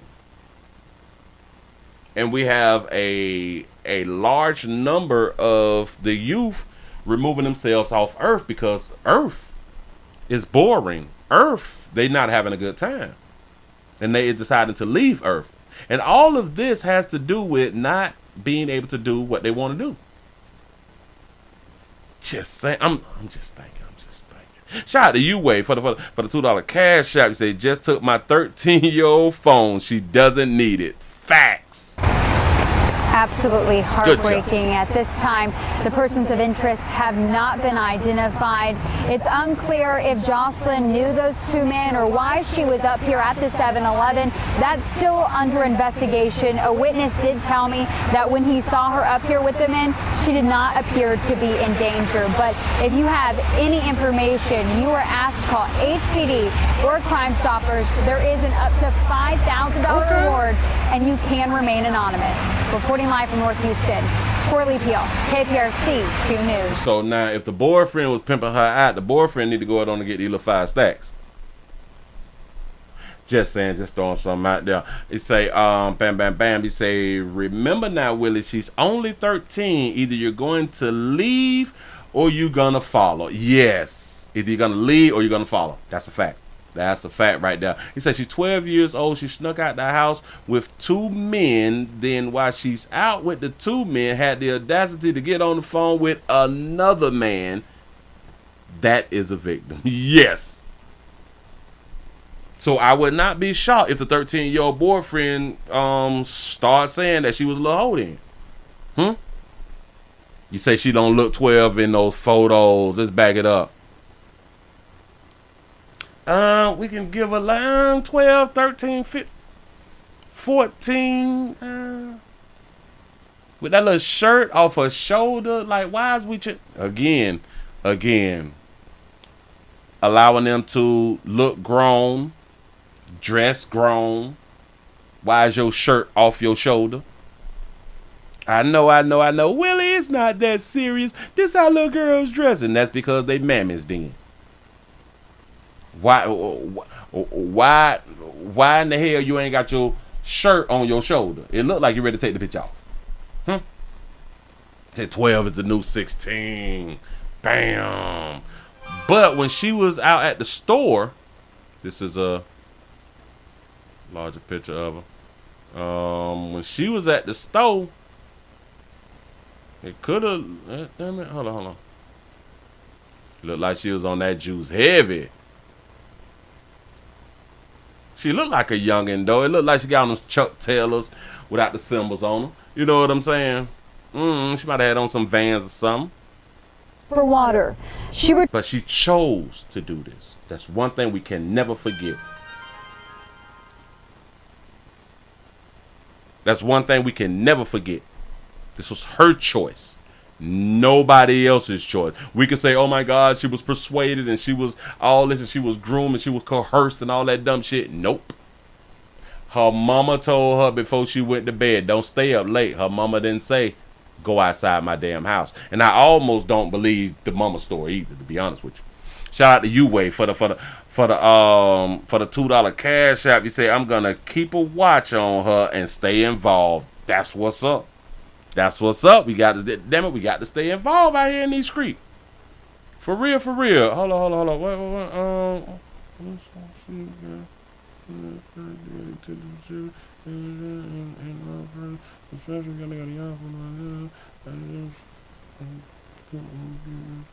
Oh, I can't answer that right now. Shout it. Can't do it right now. But anyway, so yeah. Because listen, regardless of what happened, they is going to blame those two males who they is calling adults. That's who they is gonna blame for the decision she made herself. Nobody forced her outside. Remember that. She was not forced outside. Well, she was talked into. She was not forced outside. That's a choice.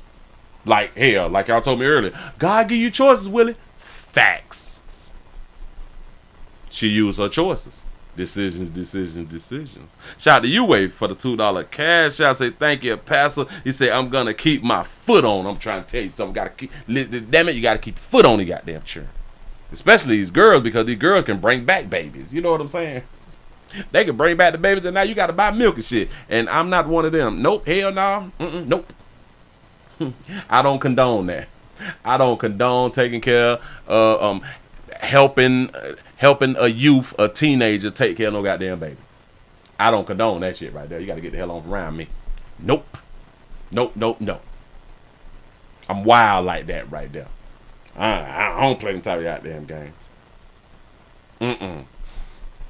You say, Willie, she called a 13-year-old to hear her get smashed by another man. Probably.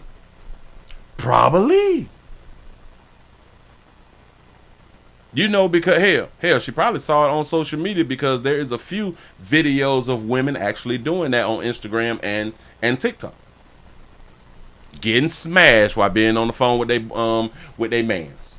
Moving right along. I ain't gonna much hold you. We have a woman who was stabbed to death.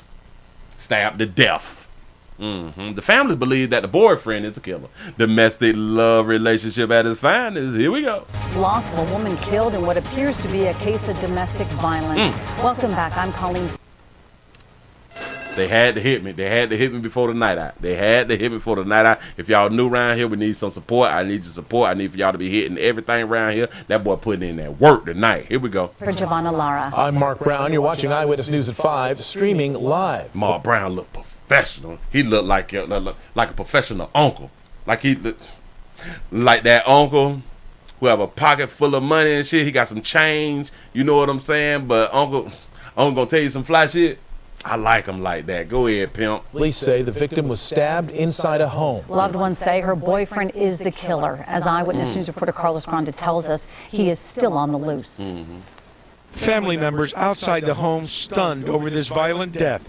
They did not want to talk, but they did release this photo showing the couple. They say Angelica Soto was allegedly killed by her boyfriend. This neighbor didn't want to be identified. It's frightening. It's very frightening. It's generally a quiet neighborhood. It's sad. It's very sad. We've been here for about 20 years, and I heartbreak for the family across the street. Police got the call around 1:45 this morning. The person reported they heard an argument, and when they went to check, they found the woman had a wound to the neck. The suspect had left the scene. LAPD says when officers arrived, they asked for paramedics because the victim was still conscious and breathing. She was transported to West Hills Hospital, where she died. The neighbor says the family was always happy, and she never expected anything like this. They would literally have like a flat iron barbecue outside. The family, the lights would be up, and happiness, happiness, happiness, always, always. So this is very shocking, very shocking. Police are searching for the suspect and so far aren't releasing any more details. Anyone with information is asked to call the LAPD. In Chatsworth, I'm Carlos Granda, ABC 7 Eyewitness News. Hello. That's what's up. That's what's up. Y'all here just dying and shit. Then got stabbed on. Yeah. But they haven't given us enough. They have not given us enough information that we can really go on. So we will be updating this right here in like a few more days. So don't even much worry about it. Just stand by. Just keep it in the back of your head. Keep it in the back of your head. Because they typically like be out there partying and shit like that right there. They be having shindigs and stuff like that. And everybody seems happy all the time. And like I be trying to tell y'all, behind closed doors, though. Behind closed doors, though. It's a totally different story, man. We be putting on the front out here for people. I keep trying to tell you, you ain't got to believe me. We going to Atlanta. Whether you want to go or not, bitch, we going to Atlanta. I got something to show you. I can't believe it. Tonight I can't believe what they is out here finna try to do. Well, what they is trying to do already. There's a lawsuit. There's a lawsuit against the Red Roof Inn. That's a hotel in the A in Metro Atlanta. The prostitutes is suing the Red Roof. Bitch, promise you, I can't believe it. Well, oops, let me take that back. Not the prostitutes. The sex trafficked workers. It's suing the Red Roof. I couldn't believe it when I was like, well, how in the hell is the workers gonna sue the Red Roof? Alright, well, let's see what they're talking about then. Here we go. Tonight at 11, a historic sex trafficking trial could be heading to a courtroom. Red Roof. Boy, now they starting. They starting now because damn it, they see I'm around here popping. You know what I'm saying? But back it up, sister. Be heading to a courtroom. Red Roof Inn is being sued by 11 survivors for sex trafficking allegations spanning more than 8 years. The lawsuit claims that employees at Red Roof Inn locations in Buckhead and Smyrna directly witnessed nonstop prostitution. Employees at both locations admitted to seeing minors being sold for sex. Employees admitted seeing minors sold for sex. Are they sure? Spoke to an expert who says it's hard to believe the corporate offices were not aware. There are up to 100 buyers a day coming in and out of these rooms. There are traffickers who are sort of standing watch over the rooms. There are descriptions from employees at these hotels. You also see this online and reviews like TripAdvisor, for example, for a hotel. If you scroll down those, it's easy to see there is trafficking going on in these properties. So you can see trafficking on TripAdvisors online for when y'all trying to find hotels. I never knew it. Now, there is an opportunity for this case to settle, but if the two sides can't come to an agreement, the trial is expected to start Tuesday, June 11th. It's expected to start Tuesday. So they're saying that some employees had done ratted out the red roof and said, yeah, we seen minors getting sold. Do y'all understand if employees admitted to that? Do y'all know what should be happening to the employees? They should go to prison. Am I correct? If you was able to say, I seen minors being sold to adults for sex and you did nothing, should they not be arrested for being complicit, contributing to the delinquency of a minor or some fly shit like that right there? Or contributing to sex trafficking sales? The employees is not up for, it's not like inside the lawsuit. Shout out to Sensei for the $5 super chat. They say they do this at a lot of red roofs. I got a girl that works the front desk and they not being trafficked dead. I'm trying to tell you something. I'm sick of these bitches out here lying. Again, like I often be trying to tell y'all, if there's not shackled, bitch ain't being forced to do nothing. If you ain't being shackled, she not forced to do nothing. Nope. Now, if she on heavy drugs and shit like that right there, I can kind of swing it. But listen, a lot of these men who is buying monkey, they really don't like to deal with chicks who is heavily sedated. That's not a good feeling. No, they want to buy monkey that's at least pretending to have sex with them. Frightening accusations that some Metro Atlanta hotels may be knowingly profiting off of sex traffickers. Yeah, it is horrible to hear. A huge hotel chain now targeted by a lawsuit, and a warning for you.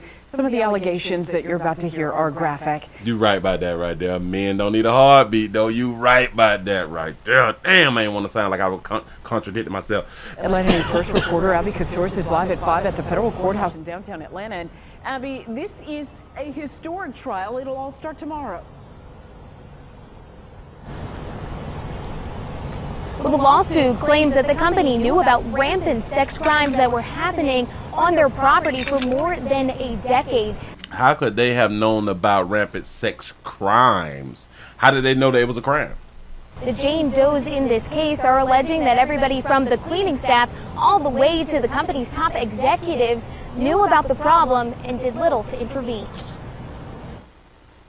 The lawsuit names 2 locations, the Red Roof Inn Plus in Buckhead off of North Druid Hills Road and the Smyrna Red Roof Inn off of Windy Hill.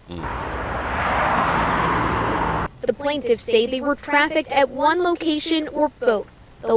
The plaintiffs say they was trafficked at one location or both. If you can move a bitch around, the bitch ain't been. Well, that is kind of. Well, if they was moved around, in my mind, they is not trafficked. They is doing exactly what they want to do to get that paper. Because they're not being forced. They was able to get in the car.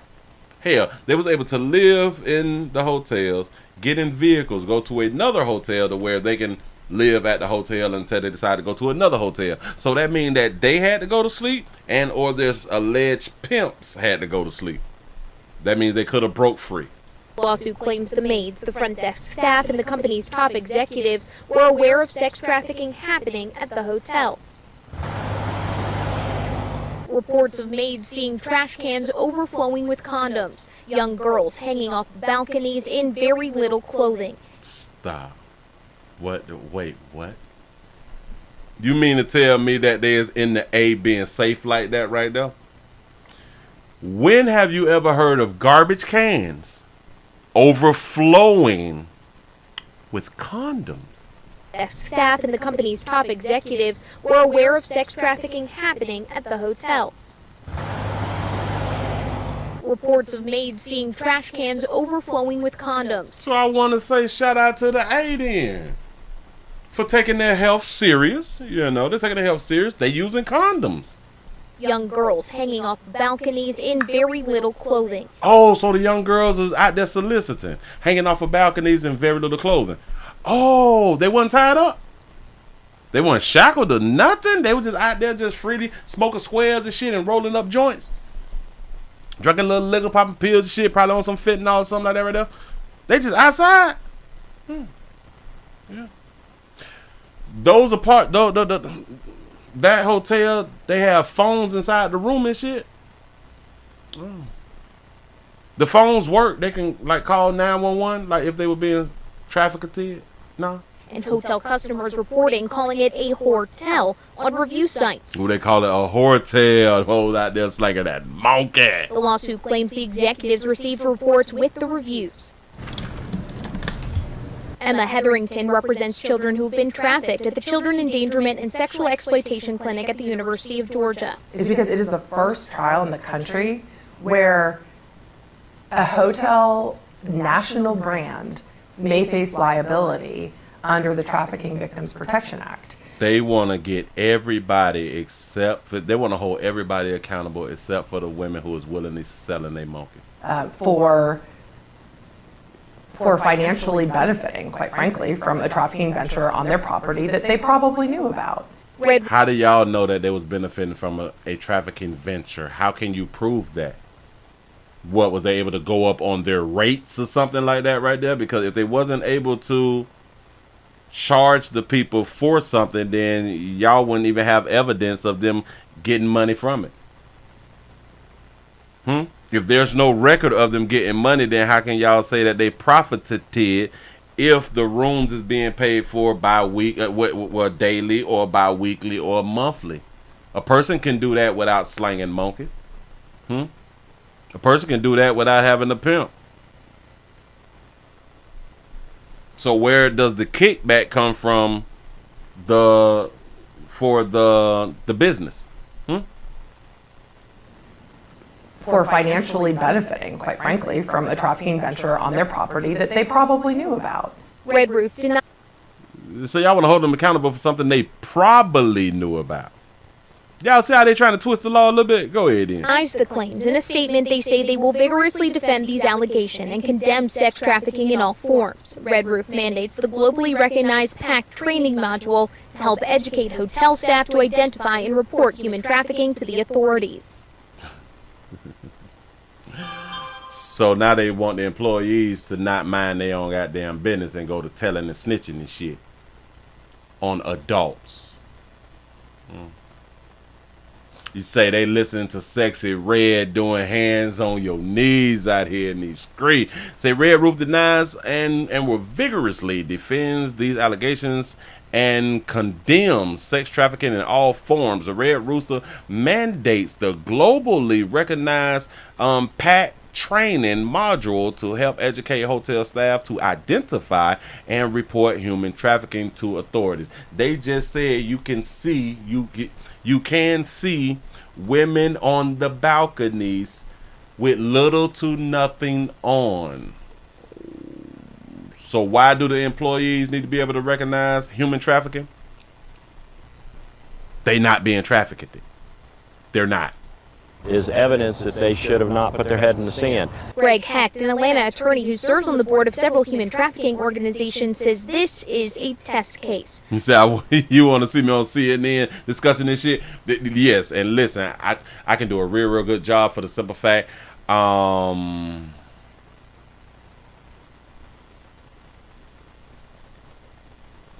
don't think that I can lose anything by telling the truth. I go right on there. They not being sex trafficked. Because I would just keep the shit common sense. I say for the one now listen, this is how I would say it on CNN. For the ones who is shackled, I'm in agreement. They is being sex trafficked. The ones who not trafficked and not shackled, they're not being sex trafficked. You cannot tell me the women who was out there freely on the balconies in little to nothing clothing and have a phone inside the room and they have their own cell phones cannot reach out to the police if they was being sex trafficked. This is common sense. I'm not on that. I'm sorry. I know that y'all asked me to come up here on CNN and shit like that right there. Y'all thought I was going to say something else. Nope. And I'm sick of y'all lying to the masses.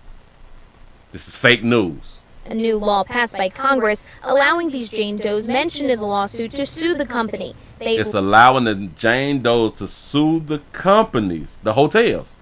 The hotels that they is staying in on the porch in little or nothing soliciting men getting money. What? Shout out to Sensei for the $2 super chat. He said all it takes for one woman to tell the police. This shit is so simple. But y'all know the other problem? Everybody know that they sell monkey at the Red Roof. Let me tell you how we play too damn much. Everybody, the community knows, the police knows, the politicians knows, the courts knows. Why is there not a police car posted up at the Red Roof? Just ask yourself why. Huh? Why is there not a police car posted up at these hotels that they is so sure sex trafficking is going on? And then they also said that they have saw children being sex trafficked. So you mean the police know that there is a high probability that children is being trafficked out of these hotels? That they is not finna post up a police officer at the hotels? Well, there's a high probability that children is being sex trafficked? We don't care about children. And we don't give a damn about sex trafficking. It's a bunch of BS. See, we do a lot of talking, but it's all about the actions. It's BS. It's the same as they say that they want to prevent people from selling dope inside the hood. Really? Because for some reason, everybody in the community know where the dope is being sold, and the police know where the dope is being sold. Typically, people who is buying the dope out of the community don't live in the community. You have a bunch of outsiders who be coming in to buy dope out of the community. Got it. Y'all know if y'all put a police right at the trap, the outsiders is going to go right past the police and not going to stop and buy the dope. They know that. But they won't post up a police inside the trap. Why? Because they can't make arrests that way.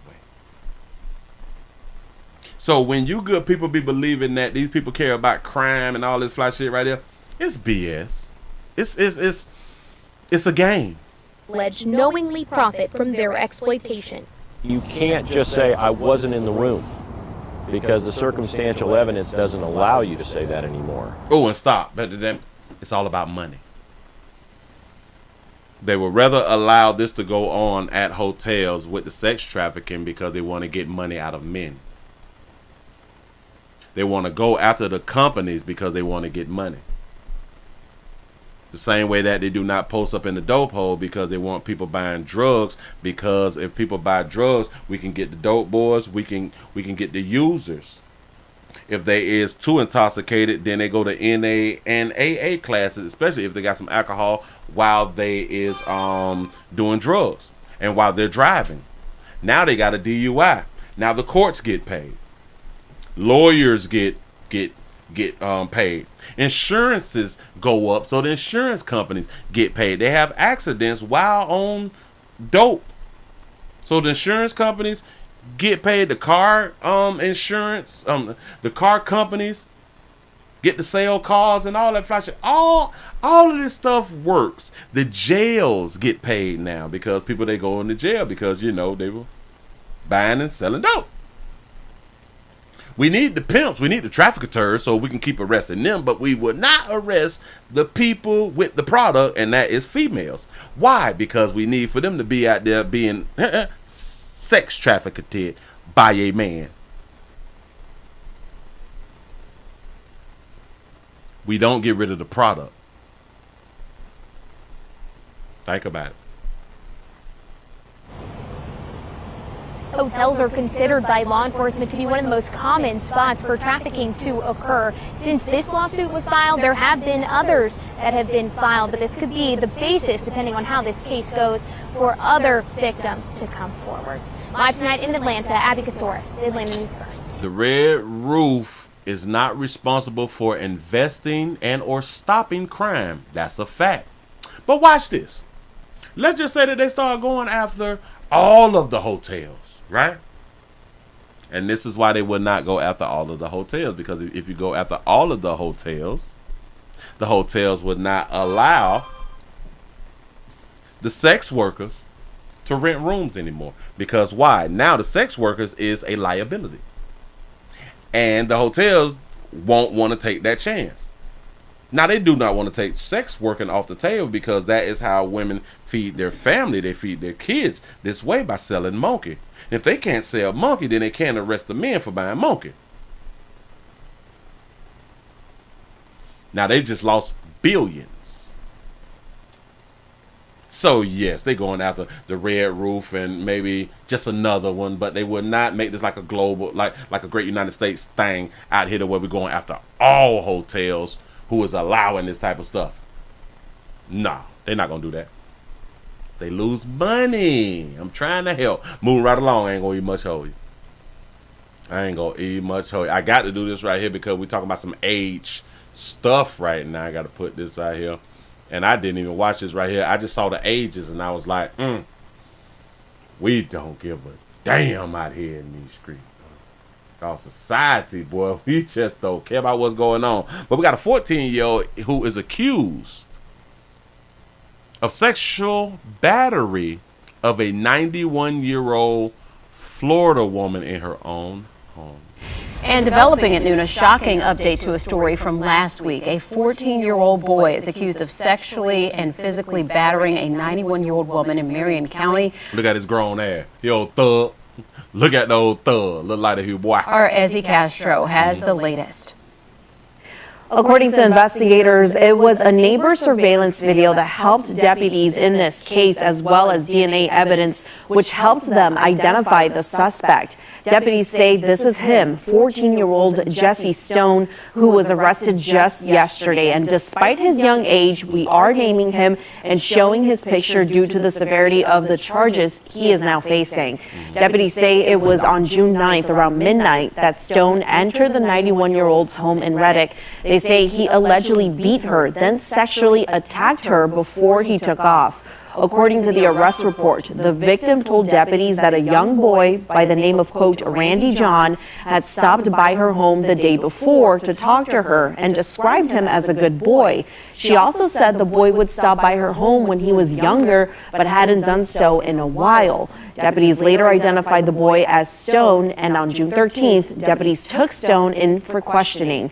They say he admitted to entering the victim's home to watch pornography before he sexually abused her. Right now, one has brought a lot of services for the victim, anything that the victim needs, and help her any way we can, and that family, and knowing that she has quite a traumatic event that she's dealing with right now. Last night, Sheriff Billy Woods released a statement that reads in part, "I'm very proud of the hard work that my detectives and forensics team have done on this case to bring about a quick closure.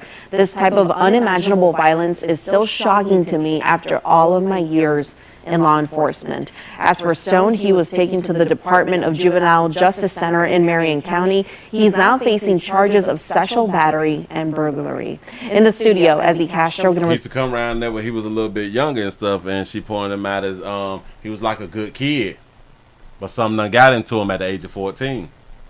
He was able to outpower a 91-year-old woman at the age of 14. You say I thought Florida was a bust a bitch to go home state. It is, but she 91. I don't know why she ain't had that fire. Why she ain't have a little Derringer or something? But see, she trusted him because he's young. Willie, they just kids. He wasn't gonna do nothing. He don't seem like that type. He would never. I can't believe that he would do that. I'm an elder, and he respect his elders. Yup. He respect them. Sure enough. Did exactly what he wanted to do. What else we got on the docket? Do we have anything? Oh, I was finna say, I know this ain't another one. I know it wasn't another one. What I got right here? Damn it, I got to take that there down. We got to move that. I got to make sure that I done got rid of everything. Bam. She got stabbed. She dead. Damn it. Temporary. Got that. Damn it. We got to wait, do that right there tomorrow. I really don't want to do nothing with that. So we done knocked them off. All right, that's a red roof. We got the 14-year-old out the way. I I guess. All right. We could do one more. Damn it. Thank y'all for being around here. If you're just not coming on in, we're also streaming live on twitch.tv.com, The Willie Williams Show. I hope that y'all have had such a good time tonight. We got one more. I'm going to go ahead on and give y'all this one more, and then we're going to go ahead on the slide out. I'm going to do the other talking with the others about the other stuff tomorrow. Put this up on the screen real quick. Bam! Let me refresh. Let me refresh the tool. Let's see what we got. 271 thumbs up. Sad. It should have been over 405,000 right now, but it is what it is. We got 2 black women elected in runoffs to run core Georgia counties. Now, what we have been talking about all year is darker hued women in politics who have been shooting bad, who have been looking bad all across the country.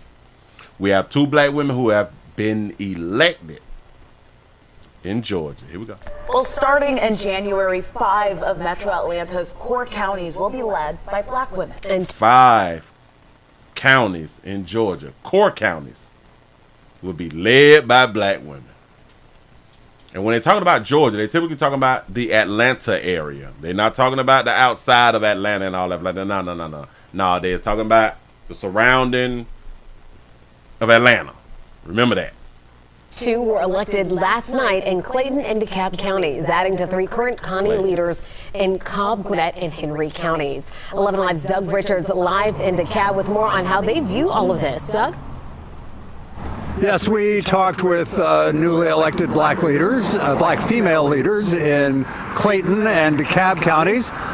They were elected by voters last night to try to look into some problems that some of their male predecessors have tried to fix. A lot of them still need fixing. So Atlanta is now gonna be led by dark-hued sisters.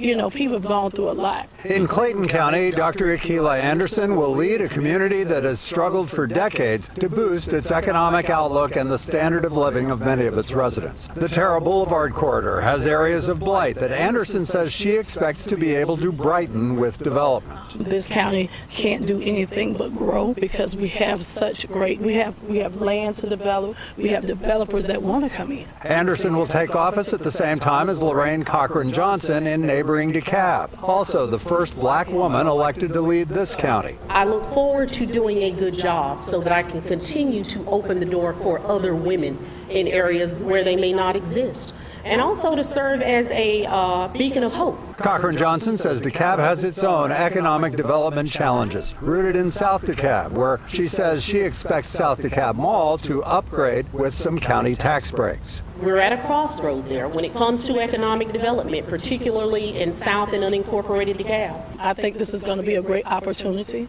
for all of us and to show what great things that women can do when we all work together for the people. All right, so Doug, we're talking about the numbers here. Is this even that unusual anymore?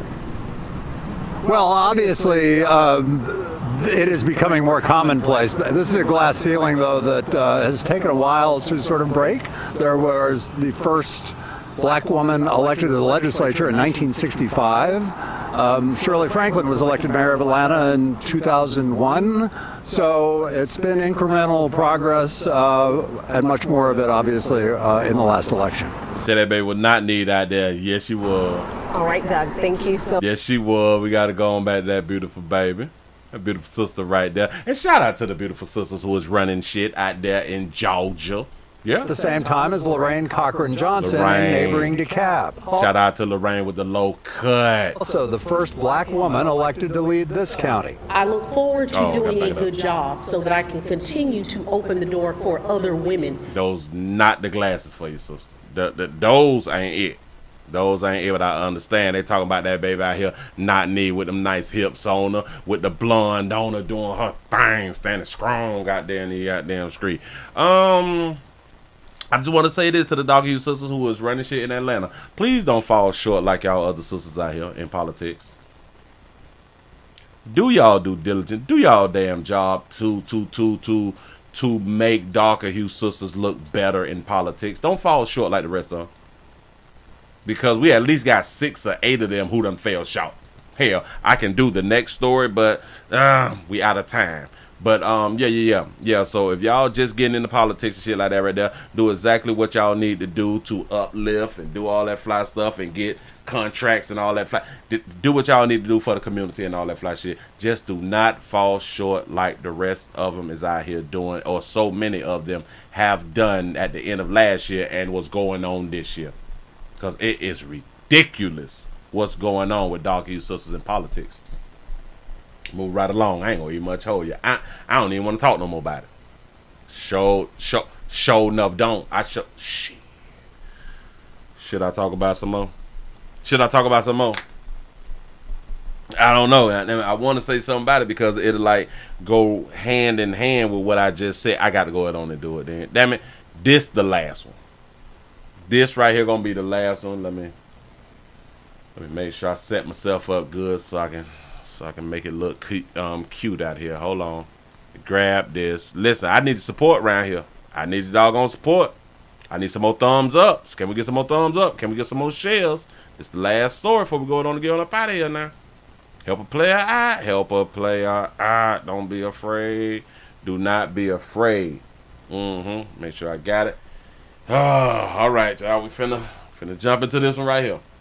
I just got finished talking about the dog use sisters in politics, and now I got to talk about. Oh man, hold on. Let me make sure I grab it. Okay, I was just talking about dog use sisters in politics. Our 2 dog use sisters who had just got elected in Georgia. So now it's 5 dog use sisters who is running Georgia right now. Clap on the back. Congrats. All that fly stuff right there. But then I was just talking about the dog use sisters who was in politics who is failing. So we got one who actually failed out here in the doggone street, but they is giving her preferential, I think that's how you say it, preferential treatment out here in these streets. We talking about May. Damn it, I think that she's the mayor or she was the district attorney. It's something like that right there. Marlene Mosby is set to begin her home detention. Oh, because she hadn't got evicted. She hadn't got convicted. A fraud? I think it was a fraud, and they done gave it probation. Yeah. This what they say. Shout out to Alice L for the $2 super chat. He say 2 for the road. Will I appreciate that right there. Here we go. Continuing coverage now, Marilyn Mosby will soon begin serving her sentence on 2 perjury and 1 mortgage fraud convictions. Fox 25's Mackenzie Frost explains what she can expect while on home detention and what's next for the case. They're giving this baby home detention for fraud. Mortgage fraud. That means money. Go ahead. Marilyn Mosby's home detention is scheduled to begin June 20th. And for the most part, Mosby will have to stay within the confines of her home. This isn't her home, but this is just a set. But she'll also be able to go to a few different places outlined in court documents. Like she'll be able to go to church services, she can go to doctor's appointments, court appointments. And recently, the judge also clarified allowing her to utilize common areas like the lobby in her apartment building, also the gym or the pool. Marilyn Mosby will also be allowed to take her kids to and from childcare as part of the conditions of her home detention. Have y'all ever heard of a home detention like this right here? Are they sure that she on home detention probation? If Marilyn were to get a job, according to the conditions of her home detention, she'd be able to go to and from that place of employment as well. She's certainly going to have to adjust to, accommodating the requests of her agent. Attorney Kurt Nachman, not affiliated with this case, says going from the top prosecutor in Baltimore City to checking in with a probation agent and wearing an ankle monitor will likely take some time to get used to. I think we've all seen that humility is not Miss Mosby's strong suit. So, a little bit of humble pie will be served over the next few days and weeks. Outlined in these court documents, more requirements for Mosby to follow. She has to pay a $300 fine and complete 100 hours of community service.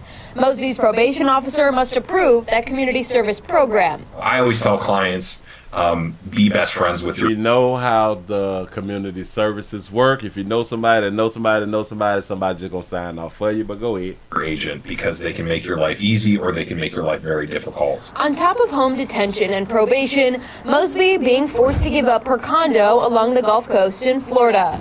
Federal prosecutors say the home is a profit from mortgage fraud, a crime a jury convicted Mosby of earlier this year. So she got convicted of the mortgage fraud, and now she has to give up the home that was acquired through mortgage fraud. But Mosby set to get her down payment back from the property plus 10% of the property's appreciated value. so she's going to get income.